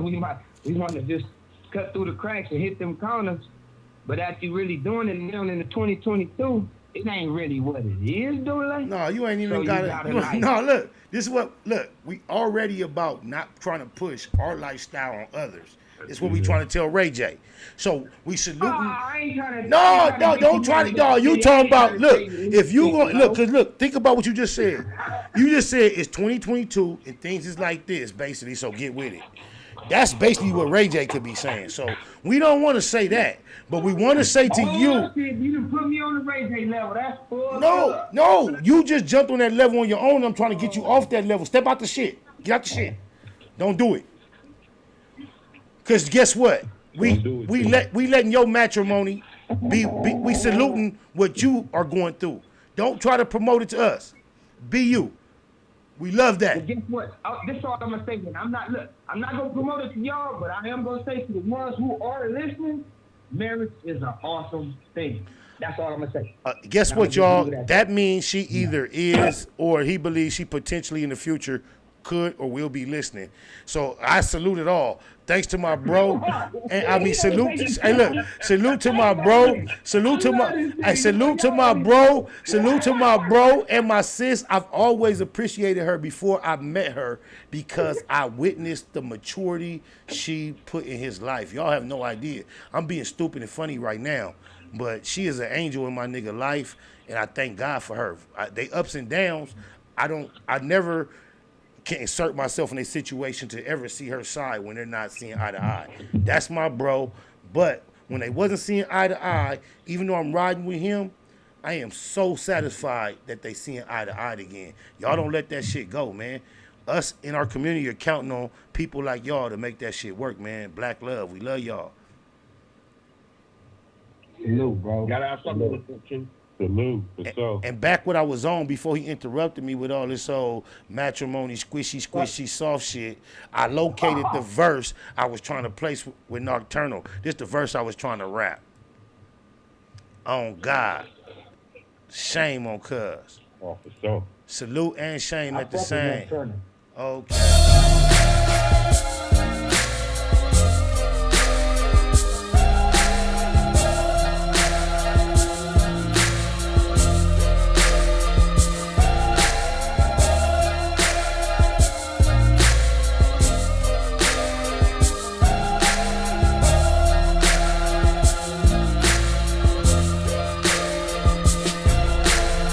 Step off in the studio looking like Coolio, representing who you know. Everything is beautiful, my life is like a musical. West Side Story, but I'm a rip, so let that dip to the left side for me, yeah. They be riding, but the reason that they bang against us is cause we eating and be fucking on the gang of bitches. I understand for most of y'all just getting by is boo, cool. I need enough food to satisfy a fool. Animalistic with an angelic appetite. This earth is an appetizer, the entree's in the afterlife. Call me greedy, so a loser, but I'm a graceful winner. I've been a sinner, call me anything but late for dinner. They call me this, they call me that, they even call me whack. But every time I try to leave, baby, call me back. She went deep, wide open for the interception. On it the moment she see me doing donuts in the intersection. So what the fuck you wanna do? And I don't believe I can trust in you, cause you really ain't no, good.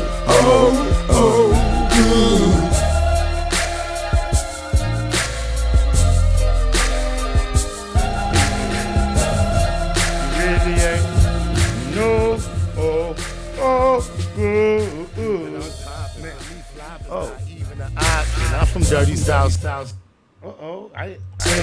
be keeping it calm, the cold collection. Don't tell her what kind of pistol I'ma make. On my mama, I didn't know I had the other verse on here. Let me just hold up. That fucked me up. I thought it was over with. That's hard. Hold on. I ain't finished. Hold on.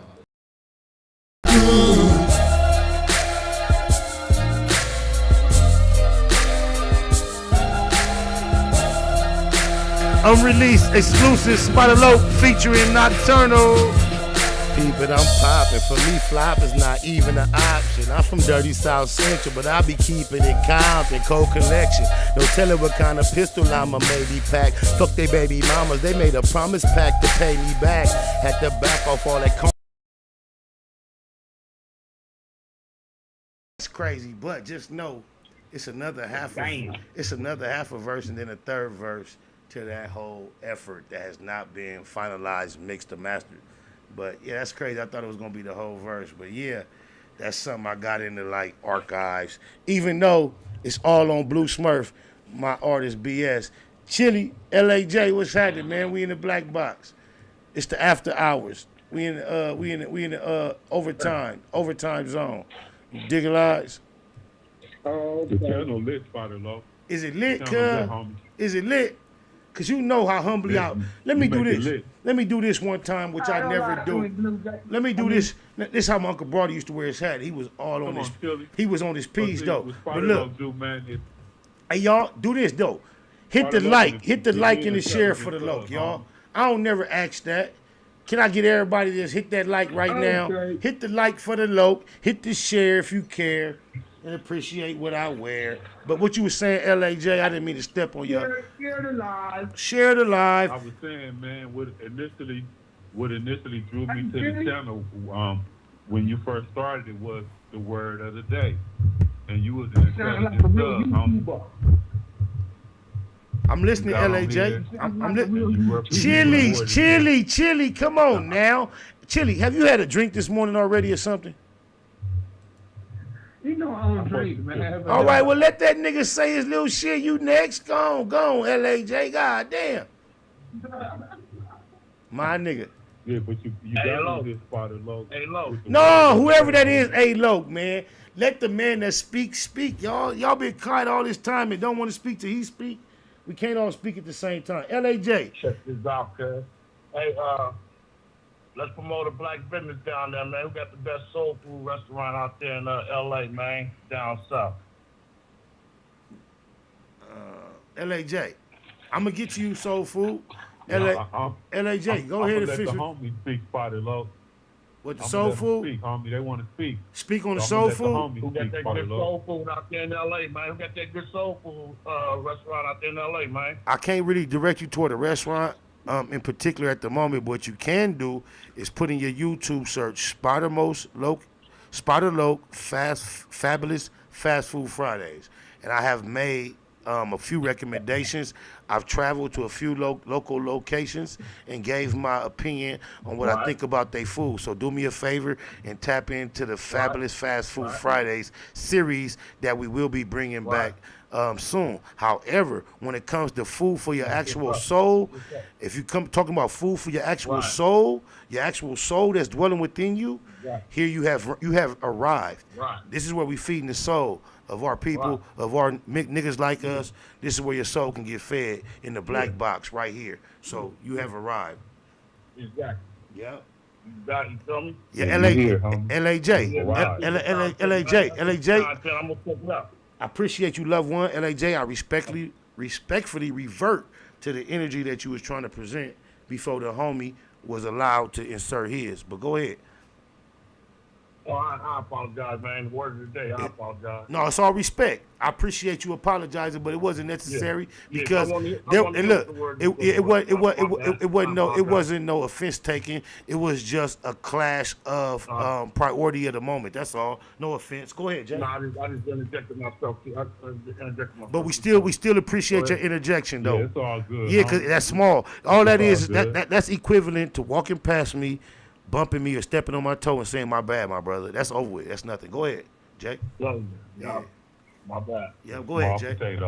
Small potatoes. Yeah. But yeah, what I was saying, homie, was the initial, what drew me to the channel was when you did Word of the Day, which elevated my thinking of, well, let me go look this word up and see if I can incorporate it into, my vernacular. And I did that on a couple of occasions using some of your words of the day, homie. So my point is, you got on here with coming from not only the music, but you encompass so many things in the black box, homie. So I wanted to give you your props on that and, let you know that's what it was as far as where I was coming from on the channel, homie. And I've been on this motherfucker for years. Man, LAJ, I appreciate that so much. And just to the previous caller, I want to say this because a comment I just read, asking who got the best chili cheese fries in LA, and I want to digress just slightly. I want to slightly digress, and you can find them in the Fabulous Fat. You can okay, Bills is cool from you, but he asked me. Look, Jay, go Jay. Okay, but he asked me. He asked. Go ahead. Oh, that's cool. Tell him, Jay, what you think. I wanna answer for personally, because the answer I'm going to render can also be. Thank you. That's what I was finna say. Jordan's on Crenshaw, formerly on Imperial and Watts.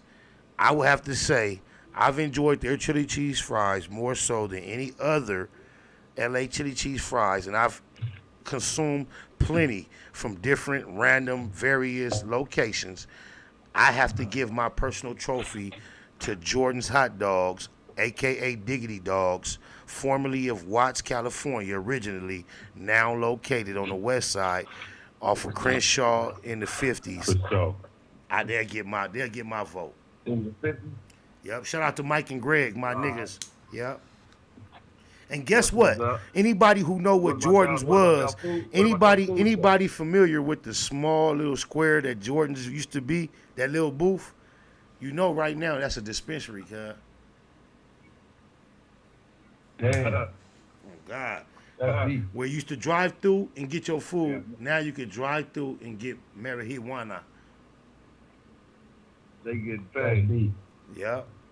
They get paid. They right there on the outskirts too. Yep. That's a real in and out dude. Like. No, that's a real in and out dude. Like if you somebody that can tolerate sitting still right there with everything that might be involved, chili. Hey, how many times we passed through that motherfucking little stretch, a little small, like whatever, dude, like. You gotta it's like a pull up and you gotta just be ready like you never know like you gotta stay let's get some food.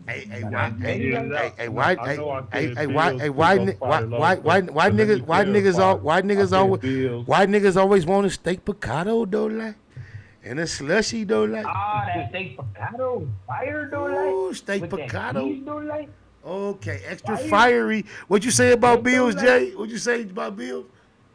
I said Bills, but on the flip side of that, I do have to shout out a black-owned business, the Billionaire Burger Boys in Compton. And, Long Beach Boulevard. I got to shout out my nigga Dane. Yeah, I got to shout them out for stuff. They're notoriously known. Yeah. They notoriously known for their jambalaya fries. Fire, tap in. Oh no. And the honey butter wings. Yeah. Fire. And Hawkins House of Burgers and Hawkins that's been around for years. They do links up in that too? Bro. At Hawkins? No, he talking about at Billionaires. At Billionaire Boys, they do. Come on, homie. No, they have a specialty menu that will entice any person that's just interested in exploring interesting food. Just the menu will intrigue you, and then once you explore it, it's going to also satisfy you, entice you, and cause you to want more. It's a good spot, Billionaire Burgers. One of the head chefs at that spot is a personal friend of mine, my nigga Dane. Shout out to Billionaire Burgers and Dane. Shout out Billionaire Burgers for sure. Yes, sir. Hey, Chili. Yeah. Check them out. I'm down that way. Hey, you know how Cat just was just like always just started off going live though, like feel me? Go live though, like right. Like, yeah. Do you? I want to ask you this. Do you feel like you a YouTuber? Hey, look, guess what? Way back in the day, before there was such thing as YouTubers, the boy Doja was dissing me and he said, called me a YouTube banger. I responded on the song and said, you better run, duck, and hide from this YouTube banger. I was a YouTuber before it was a such thing as... I've been a YouTuber, my nigga. I've been a YouTuber. You know what I am to YouTube? I'm a nigga that run the block, right? Ain't nobody on this block but me. For whatever reason, jail, life, I leave the block and do whatever.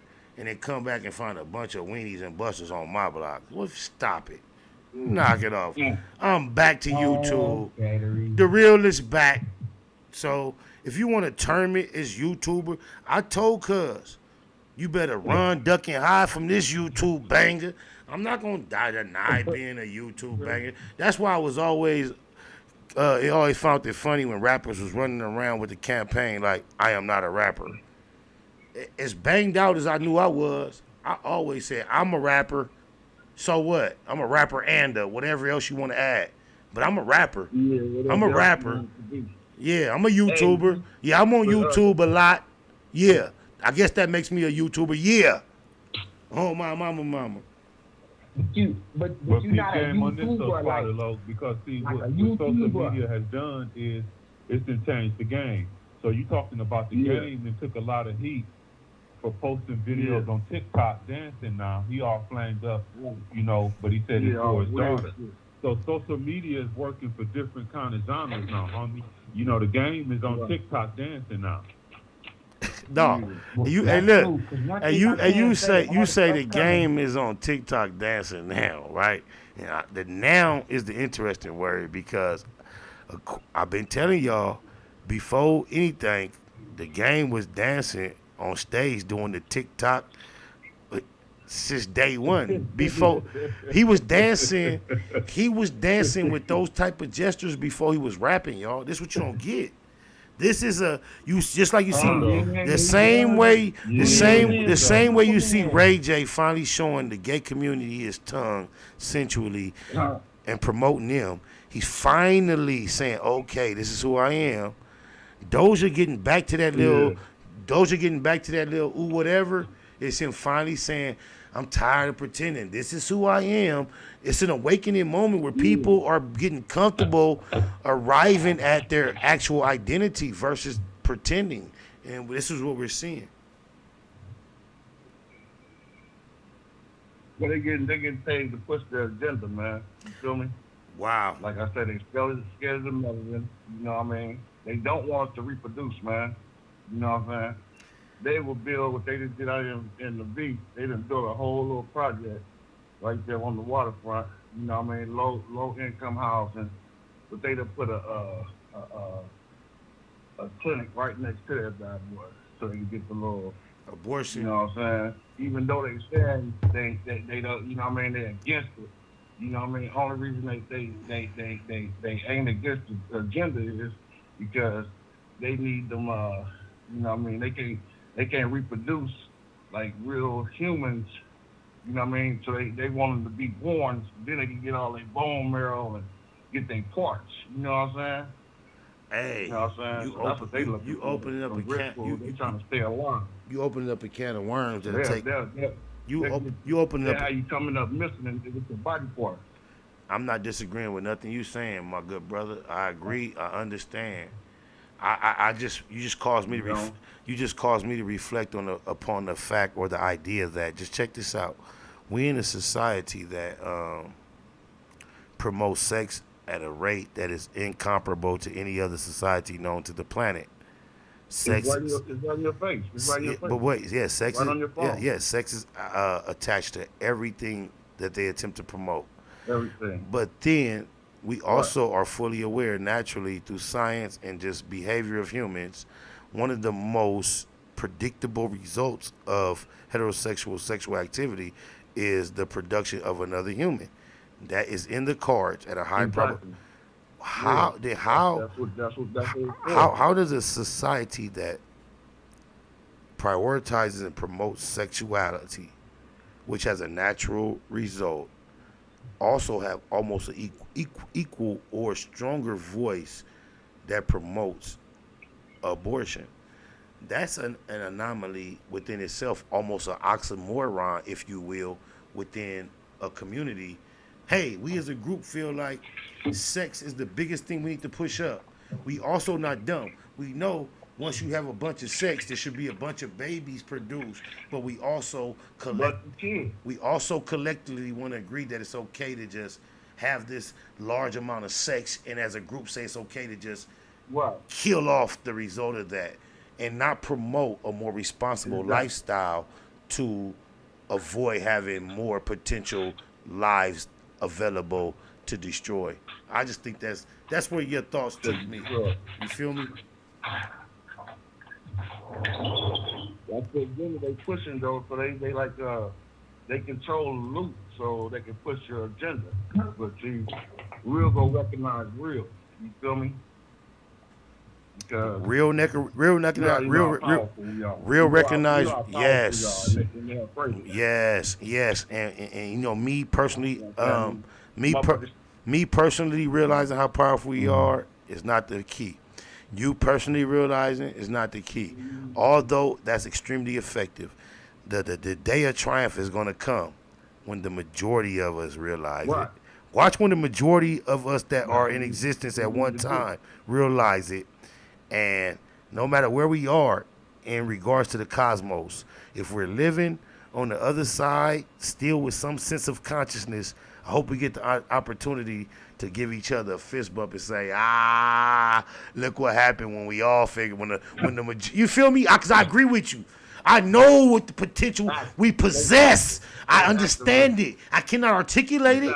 I cannot teach it. I can't describe it. But I have been convinced of the actual essence of who we are in the general perspective of everything. And I know we've been kicked. Not only have we been kicked until we fell down, we've been kicked while we were down. And while we were down, not only were we kicked, we've been stomped upon. We've been spat upon. And we are still here. And no matter what embarrassing traits, we display on a general basis, guess what? It's all in the process of purifying our experience. And we will come out on the other side victorious. And whether we as one and another are physically present in this life form, when it happens, I pray to the universe and the cosmos that we will be somewhat aware in some extent that, hey, we did that. Because I know we going to do that. We gonna do that, my nigga. They know it. They know it. Just think. But to their credit, guess who else gets all the stripes that they can deserve? The nigga who know he finna get his ass whooped, that fight to the finish. You still give them their props. So I want to give them their props because they know what's coming. They know what's coming and they still squabbling. So I want to give them their props because they fighting to the finish. To the infinite finish, the inevitable finish. Is we really doing this? Is we really doing this? Because if we really gonna do this, then let's do this. Look. Guess what, my equal? Guess what, my equal? We do not possess a language amongst us currently that is applicable for public discussion of war talk. We do not. Guess what? Listen, sir. Allow me to offer that our communication has to be telepathic, almost. It has to be. We have to learn to communicate with the things that matter the most to us. We have to be able to say them without saying them, because infiltration is at the forefront of everything we want to tell each other right now. They hearing, listening, preparing to be able to, they can, and we don't look. Just think of how much of an outsider you feel in the nail shop. In the nail shop when they get to talking, they talk. How much of an outsider do you feel at the mechanics? At the mechanic when they get to talking that talk. We do not have that to revert to. We don't have something we can just revert to that the average them can't tap into. We are at the liberty, at the mercy of speaking the language of our oppressor. So we have to now tap into something that's not written, and it's body language.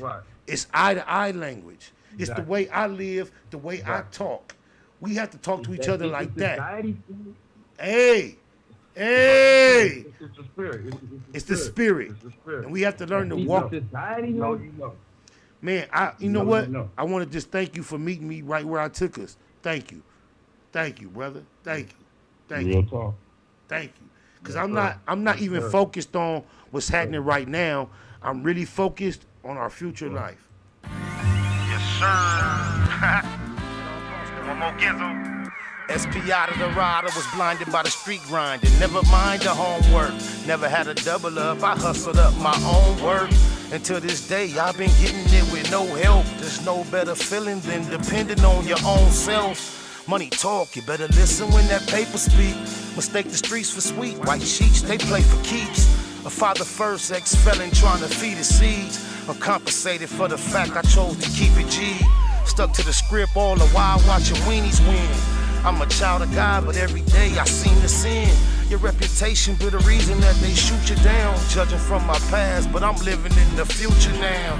Dollars addictive, gotta have my daily dose. Multiple hustles, I focus on what pay me most. Fear no man, he grieve like me, he can bleed. But we can leave that beef behind and breathe some peace, I believe. I'm just preparing for my future life, cause my mama ain't living right. So just in case I ain't living this one right, I'll be riding with no ceilings like,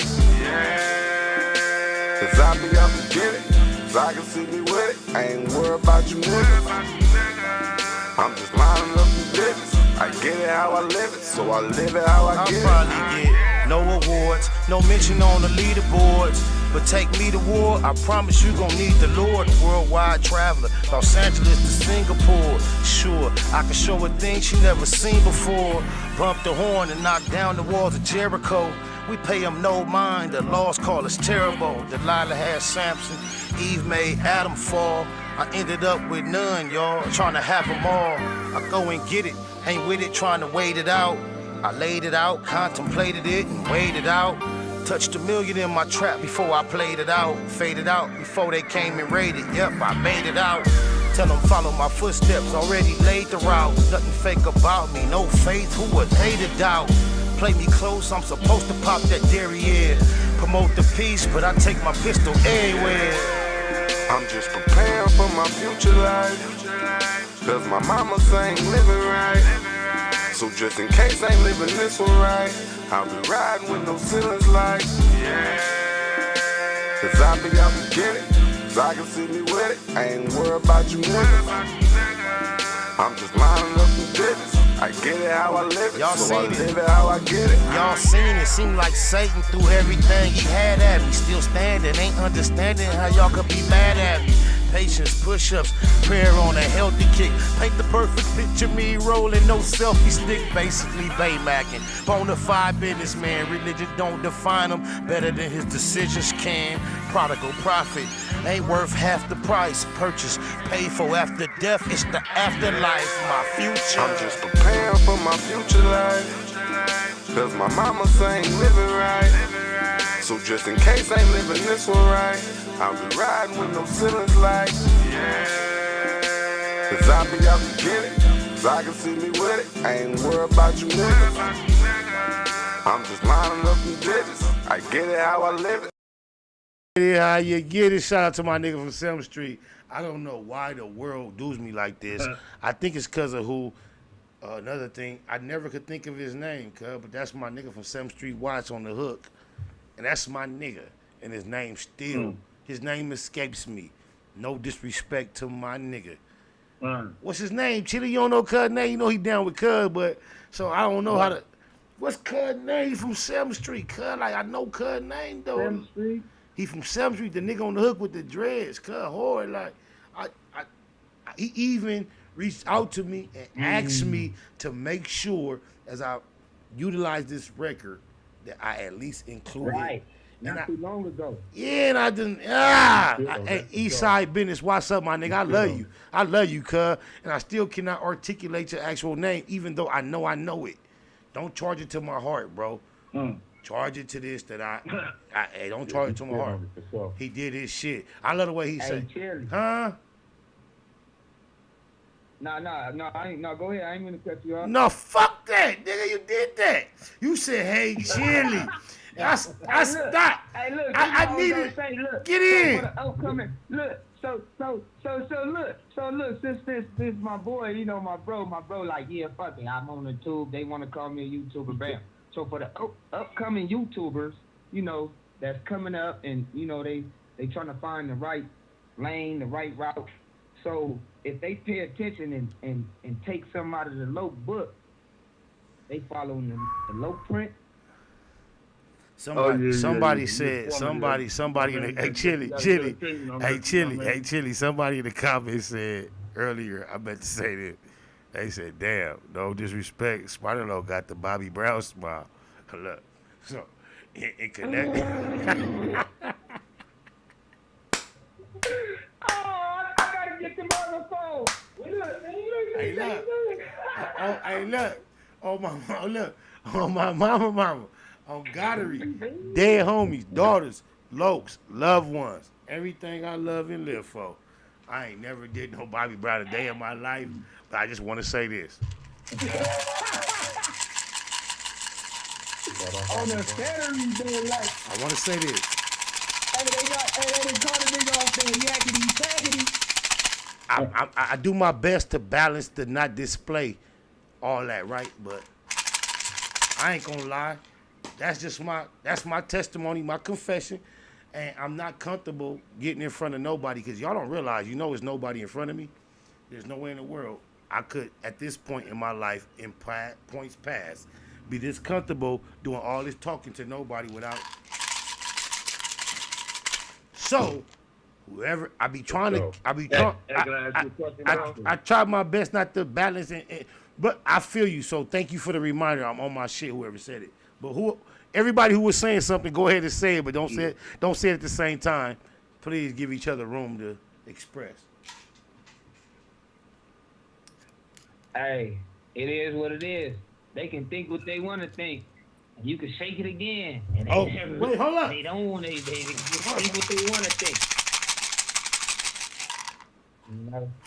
I don't give a feeny. Oh, my mama. It's my addiction, at least I don't promote it, though. It's my personal journey within this thing we call the universe. I don't promote nothing not to go through. All I do is share what I go through. I do not promote it. Y'all go through what y'all go through and quit promote what you go through on me. I just go through what I go through. I ain't never been perfect. I'm just perfectly me. And that's all I can commit to being is perfectly me. I don't knock nobody for nothing they do until what they do causes themselves or others to be negatively effective. That's when it's time to be knocked. Until then, have a ball. Familiarize yourself with the term microdosing. Familiarize yourself with the... Talk to him, Chili. I'm not no dummy. Just think about what microdosing is. To those that know, the term microdosing is most popularized in a community of people who are respectful. These are people we trust to make sure our environment is balanced, our future is intact on all levels.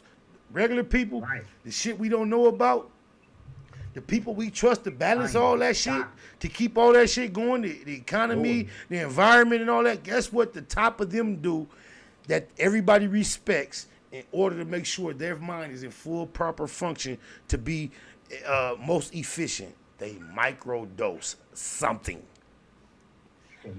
Huh? Am I lying? Am I lying though? And I want to emphasize micro. Micro is the opposite of major, or what's the opposite of micro? Not major. They microdose. They don't overdose. They microdose. So you gotta take your mind frame from ODing to MDing.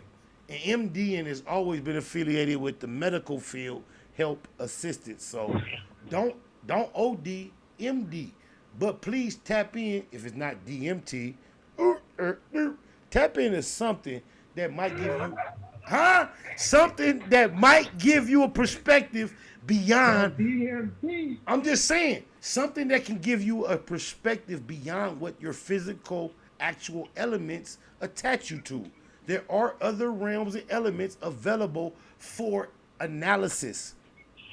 And you're only going to tap into them by introducing yourself to something that will trigger, stimulate, or introduce you to that realm. Other than that, you will be forever dealing in the physical flesh form of our existence, which is fine for many. But me personally, I believe the energy that I possess that is just as real as this fist, head, legs, and arms. There's another part of me that we can't touch. I have totally been convinced that that portion of me is realer than the physical portion. And when you understand that the part of you that you can't touch, feel, and see is really the star of the show, it's not the shell. This shit that we pay so much attention to is not the star of our fucking movie. It's not the star of our show. The star of our fucking personal show is the shit that you can't see and touch. And once you realize that, your expression to everybody else will immediately change. I promise you. Who cares ugly or not?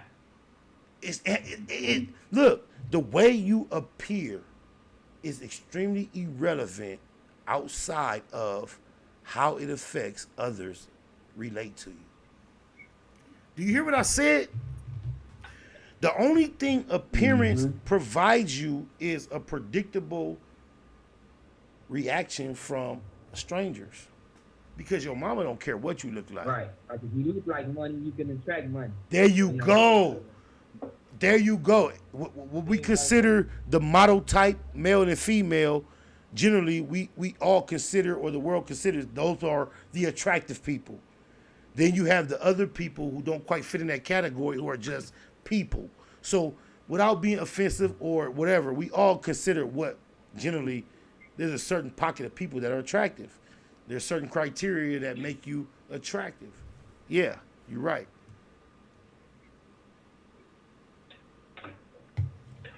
Y'all know we came to. Y'all know we came to that. Might go back to the same thing, but we still looking for the next. You know what? I'm less interested in trying to posture myself, position myself, or pretend as if I'm one that has a lot of answers to a lot of questions that we all have.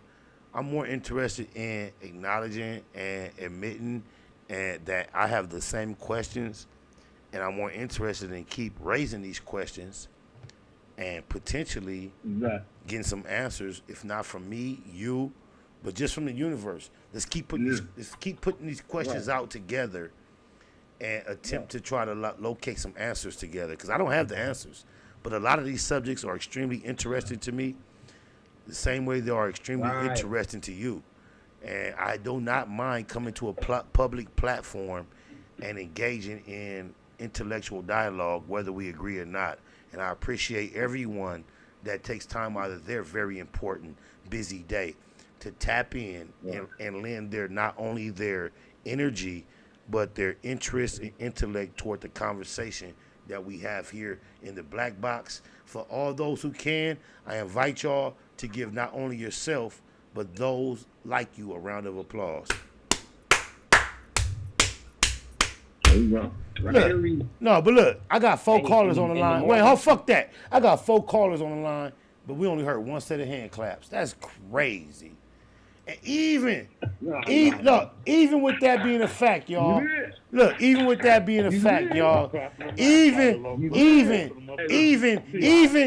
with that being a fact, guess what? I think I still love you. I love you. I'm glad I found you. I love you. I'm glad I found you, baby. I love you. I love you. I'm glad I found you. I love you. I'm glad I found you, baby. I love you. I love you. I'm glad I found you. I love you. I'm glad I found you, baby. If it ain't love, somebody please explain why Miss Jane the only thing that can ease my pain. I need some peace of mind. She frees my brain, hold the smoke till I choke and it frees my brain. With the green, I maintain my cheese exchange. I serve these trees like keys of cane. Moon rockin' Bubba be the bomb. Oh, geez, insane. Can't refrain from them seedless strings. Feeling like this can't be love, but then it must be. Been high as fuck every time the police bust me. Every time I walked in the court in church house. Below 7 grams right before I work out. My bud heads know just what I'm talking about. Kool-Aid and Calypso, trying to kill the cottonmouth. Dewey off the Louis, I be carried away in LA. I be on that Mary J every day. I love you. I love you. I'm glad I found you. I love you. I'm glad I found you, baby. I love you. I love you. I'm glad I found you. I love you. I'm glad I found you, baby. Chasing a dream, doing my thing, sipping this heen, smoking this green, trying to come up, stacking the buck, hoping and wishing, for a little bit of luck, raising myself, no food on the shelf, trying to survive, without no help, where I reside, the cards is dealt, gotta be a shark, not no smell, every minute of my life, every day that pass, in the middle of the night, Lucifer harass, cause I'm living fast, trying to have my cash, expired tags, pushing back, reading the Bible, the King James Version, trying to recite them, cause I'm urban, thumper it up, 30 slugs, some people hate me, some people show me love,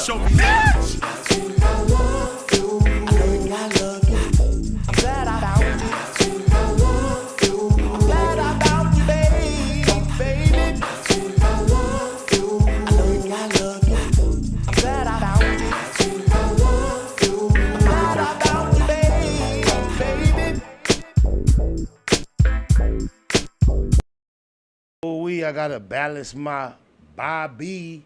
Thank you for whoever mentioned that Bobby. Cause look, I swear, look, oh my mama, I swear for Goddery, everything, the Google gang and everything good and gracious that I am affiliated with, that look, I don't fuck with the Bobby, right? Check me out though, like, look, that's the last thing, at all. But, however, if you just know me, I fuck around with, and look, to check me out, like what, look, from way back, like I'm talking about early 2000. It come from the same place. Oh my mama. The same exact source. I never have gone, oh, my bad. I won't say never, but my traditional, consistent, continuous, constant connection is the same exact personal person, individual, energy, entity for me to reach where I am comfortable. I promise y'all, on my mama, my daughters, dead homies, lokes, loved ones, daddy, everything I love and live for, my sisters, siblings, cousins, and kinfolk, on my mama, there would never be no me as far as Black Box, VJ Keyway, Bay Machiavelli, hours of content of me getting on the microphone, looking at nobody, doing what I do, without. Where that motherfucker at? Oh, I lost it. I don't know what I did with the, huh? Hey, how many artists you got now? One. Shout out Blue Smurf. Okay. Look, without, hey, look. Every many years we've been on this journey together, y'all. Shout out to the Google gang. Google gang. Shout out to y'all. However many long years we doing this, I want y'all to know one of the main ingredients as far as to keep me able to come. Look, I swear to God, look, on my mama and on my mama herself, she only got one child. My mama got one child. It's me. On her life, her soul, and her existence, I have no necessity as far as needing to come on YouTube to get some money to keep my life afloat. I've been blessed, fortunate. There's no need for me to add this extra part of what I don't need to. Swear to God, I only do it out of other energies other than necessity. But I thank God for the platform, the fact that I'm here and able to speak to the public the way I am. And I want to promise y'all this. I ain't going to lie, fake. I swear to God, let me keep it a Google. I was finna say some shit that made a whole lot more sense, and I forgot it. But I know this. I don't care what nobody else in the world got. Look, Crip Street. Hey, look. I don't care what nobody else in the world got going on, what they going through, industry or nothing. And I realized that me getting on the industry, on this internet, being comfortable discussing shit that's important to me is less lucrative than me discussing what's important to everybody. I adjusted my program. But I just want to say this. I think that's what I was trying to say. The only way I got comfortable doing this, because I have no need to do this as far as survival and success in its essence. And the only thing, the bridge between me being comfortable getting on here doing this and me not is, on my mama, that's all I was trying to say. This is the difference between me not giving a fuck about getting on this YouTube shit, hollering at y'all about whatever, and me having the mind frame of saying, fuck it, let's go. So whoever was trying to clown me on the Bobby Brown, thank you. And it ain't the Bobby Brown, but it is and I'm gonna try to like wrestle that. Hey, I'm gonna try to wrestle that down, you digitalize it, eliminate it from the public presentation, because I want y'all to know this. Guess what? The nigga that's on the line that just laughed at me, Chili, how many times have I asked you, do I look like the Bobby Brown? Huh? Huh? Amen. None of that. Hey. But how many times have I got at you when I stay getting at you like, cuz I was on one. Do it look like the Bobby? You always tell me. What you tell me? Oh, can't. What you tell me? Hey, you know, you street Nate, you know, because if they looking at Bobby, nigga ain't no Bobby. Nigga ain't no chin grabber, no chin twister. Hey, but guess what? Guess they what? Understand when they say Bobby. But guess what? When they say the Bobby, guess what I learned recently? The way we call that the Bobby, and we say it's because we say Bobby was hella nasal, nostril. That's why it come Bobby. If he wasn't nasal or nostril, he was pipical. That's how to come to Bobby, right? Look, never did none of that. But this the thing. Recently I realized guess what? Bobby whole little had a lot less to do with what he was intaking and a lot more to do with that he was a stroke victim. He suffered strokes, which caused him to have less control over this portion of his face. And just because that's what it was more about. Hey, so that's why they just, when they seen him, when they finally saw him, his shit was locked. So they just, that's the only time 2 and 2. When you always live a life where 2 and 2 equal. When you live 2 and thank you. So salute to Bobby. And they thought the I come from the struggle. I come from the struggle, Chili. I can't lie. That's something that a nigga grew up around, bro. That face, like a cat can really see that shit, bro. That shit, you know. So tell me this, Chili. So wait. Have I just put myself? Tell me this, y'all. LAJ. No, fuck that. LAJ, Chili. Have we just entered into a realm where I don't have to hide it no more and just get comfortable? Hey, but that era, though, that Bobby Brown and that era, man, it was wild back then. No, but guess what era we living in? Joe Rogan and Mike Tyson. Listen to me. Joe Rogan and Mike Tyson openly discussed indulgence and the experience of partaking, not trees, nigga, DMT. Yeah, there's a psychedelic implication.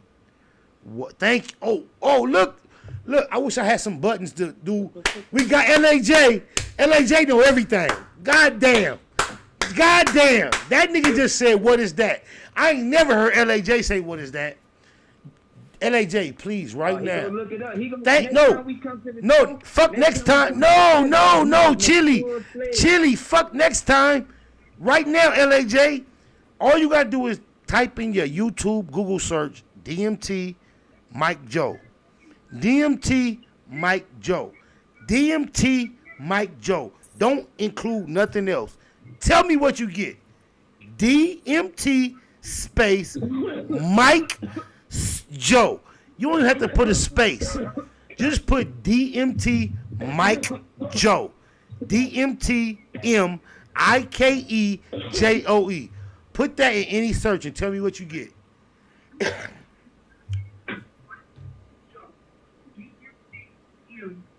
Okay.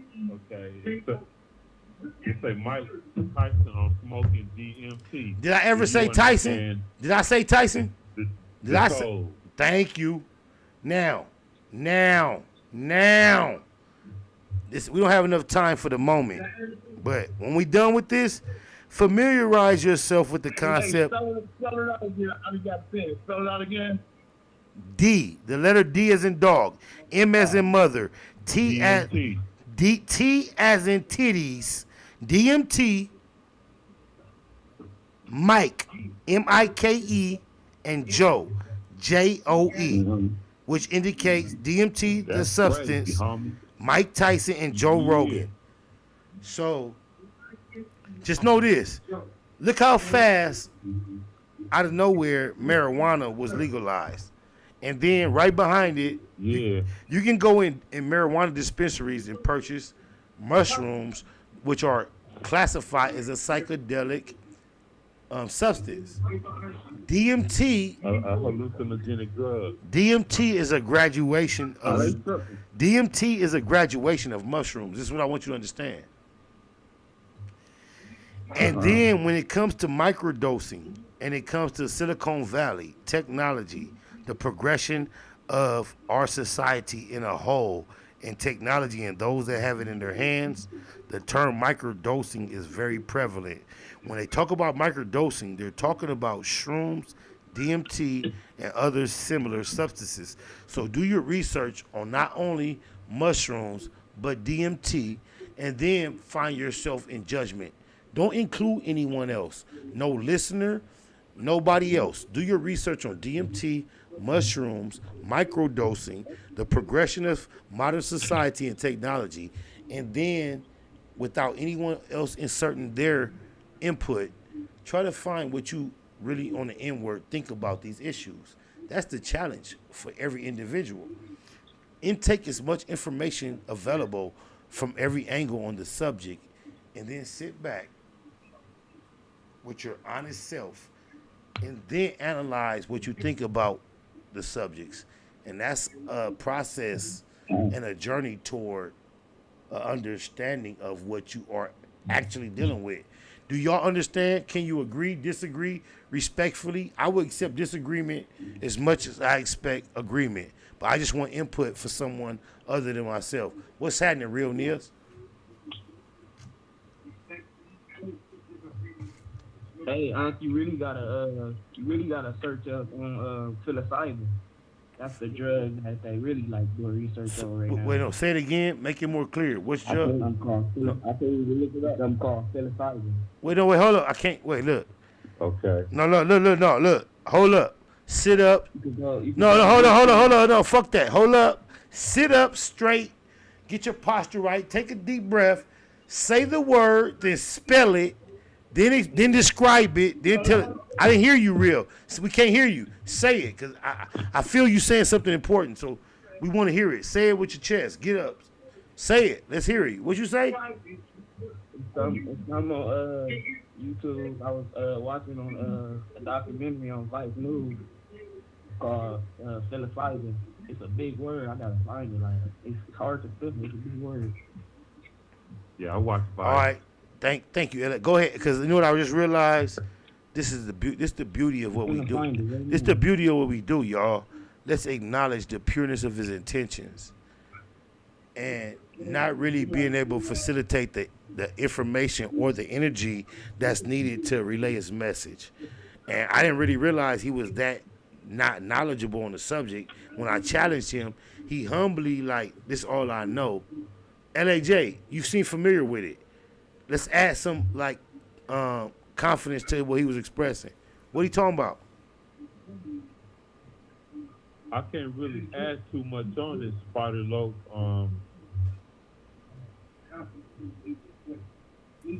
Outside of just coming from the, what you just put me up on DMT.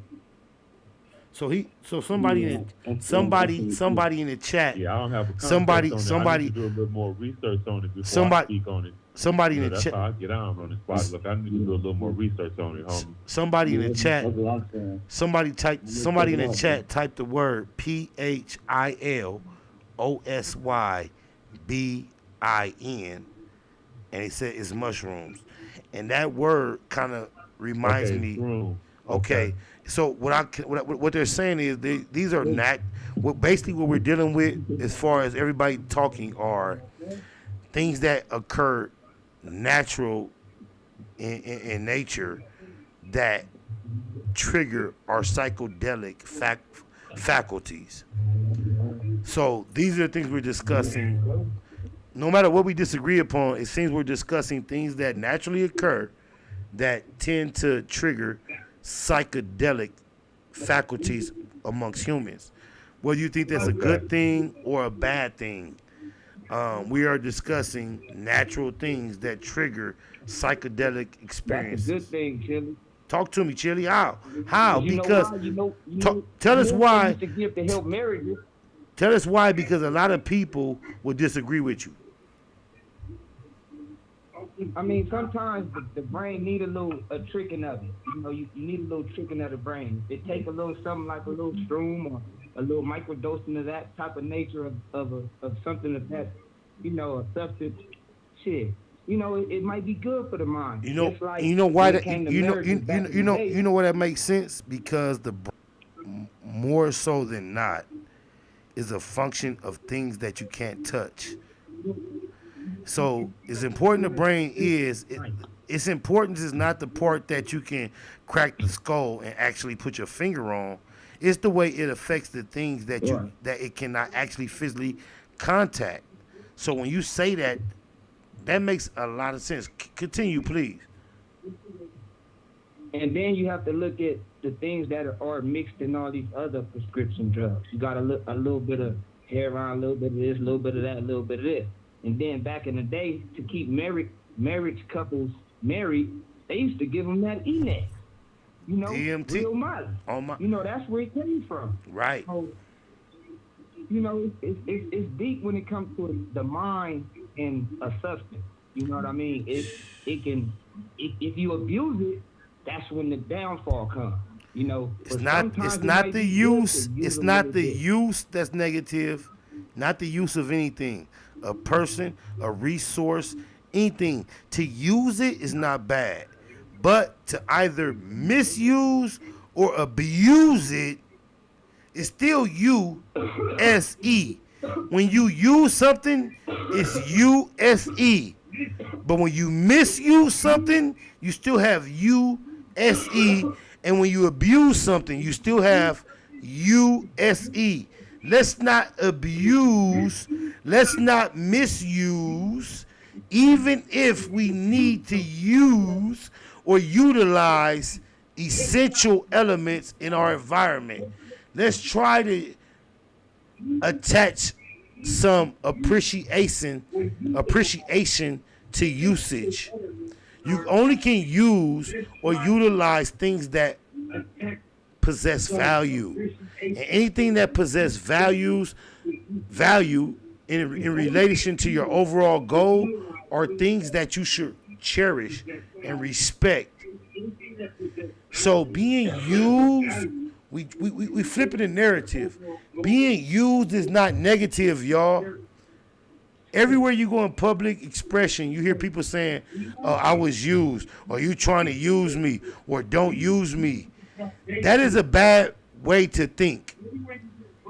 The only things that can be used, should be used, will be used, are respected, are things that can be used.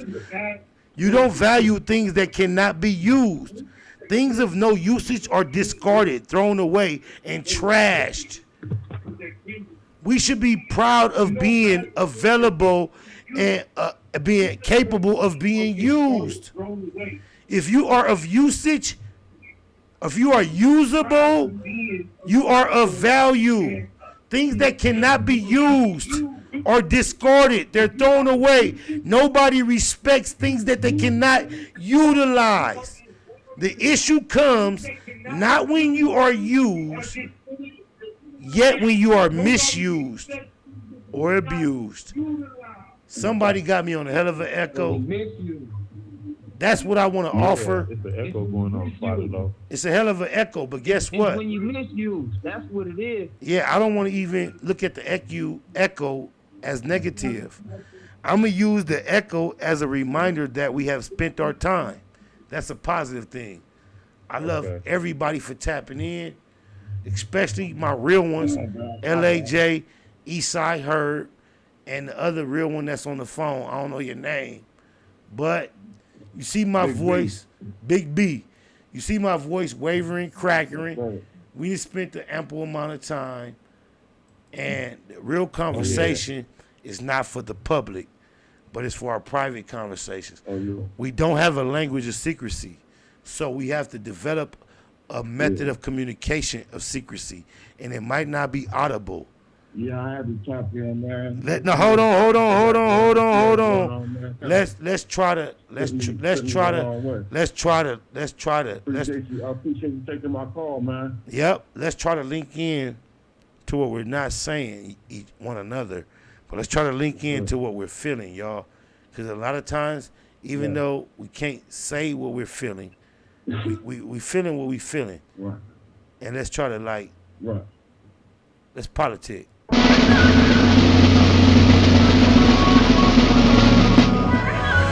It's point blank, do no subliminal dissing. When I listen, I can tell you.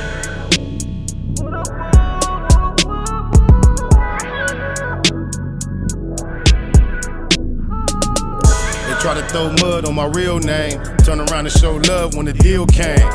Make me wonder if they feel shame. I ain't tripping, I'ma kill game. Showed up to your show, it was so boring. Wasted time, nothing to show for it. Took my little bitch, we was both snoring. Probably had a better time going snowboard. Poor loser, always been a bad sport. Could have court and won't go if my bag's short. Fast forward, smash for it, don't ask for it. First class stamps on my passport. Tricky shit transpired on the transport. Get busy, keep that fire in the JanSport. Everything for sale, nothing is priceless. Aggressive, decisive, discussing the prices. This might be a war with us and the ISIS. Cause the hustlers fuck with the Pisces. 32 in the clip, 216s. Could have seen take tripping to true extremes. They counted me out, they should have counted me in. Cause I'm counting these Benjamins. Take a loss, stay down, bounce back, I'ma be okay. Said I'm still making these money moves, I'm a fucking boss. Making sure my name was mentioned at the end of the day was my main intentions. The popos promoted gang prevention. I was popping at the ops, not paying attention. A and SK, hanging extensions. Whipping them chickens, I stayed in the kitchen. Believe that crime pays in the pension. Been out the pictures since my days in detention. Making maneuvers through mazes and missions. Magical movements, amazing magicians. Mama used to say pray for wisdom. Shut up a couple prayers on my way to prison. Backyard boogies be banging functions. Hard to hang in the hood, we got a gang injunction. Straight from young niggas trying to trade me tooties. Had to told him that 40 my favorite foolie. They counted me out, they should have counted me in. Cause I'm counting these Benjamins. Take a loss, stay down, bounce back, I'ma be okay. Said I'm still making these money moves, I'm a fucking boss.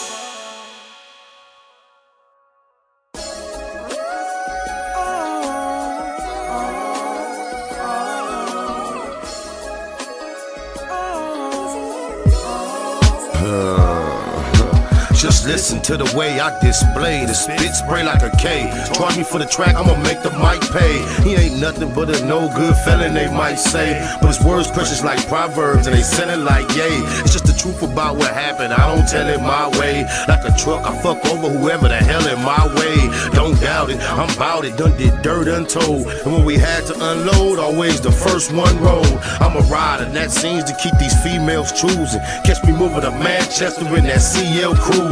Got class, but I can't deny these Eastie roots. I just feel better in some khakis than in a three-piece suit. And them diamonds look so good up against this dark skin. Billy paid for just like that garage is porked in. Know you wanna catch me slipping, but you'll never get the chance. Know you're plotting, try to put your plans together in advance. I'm amazing.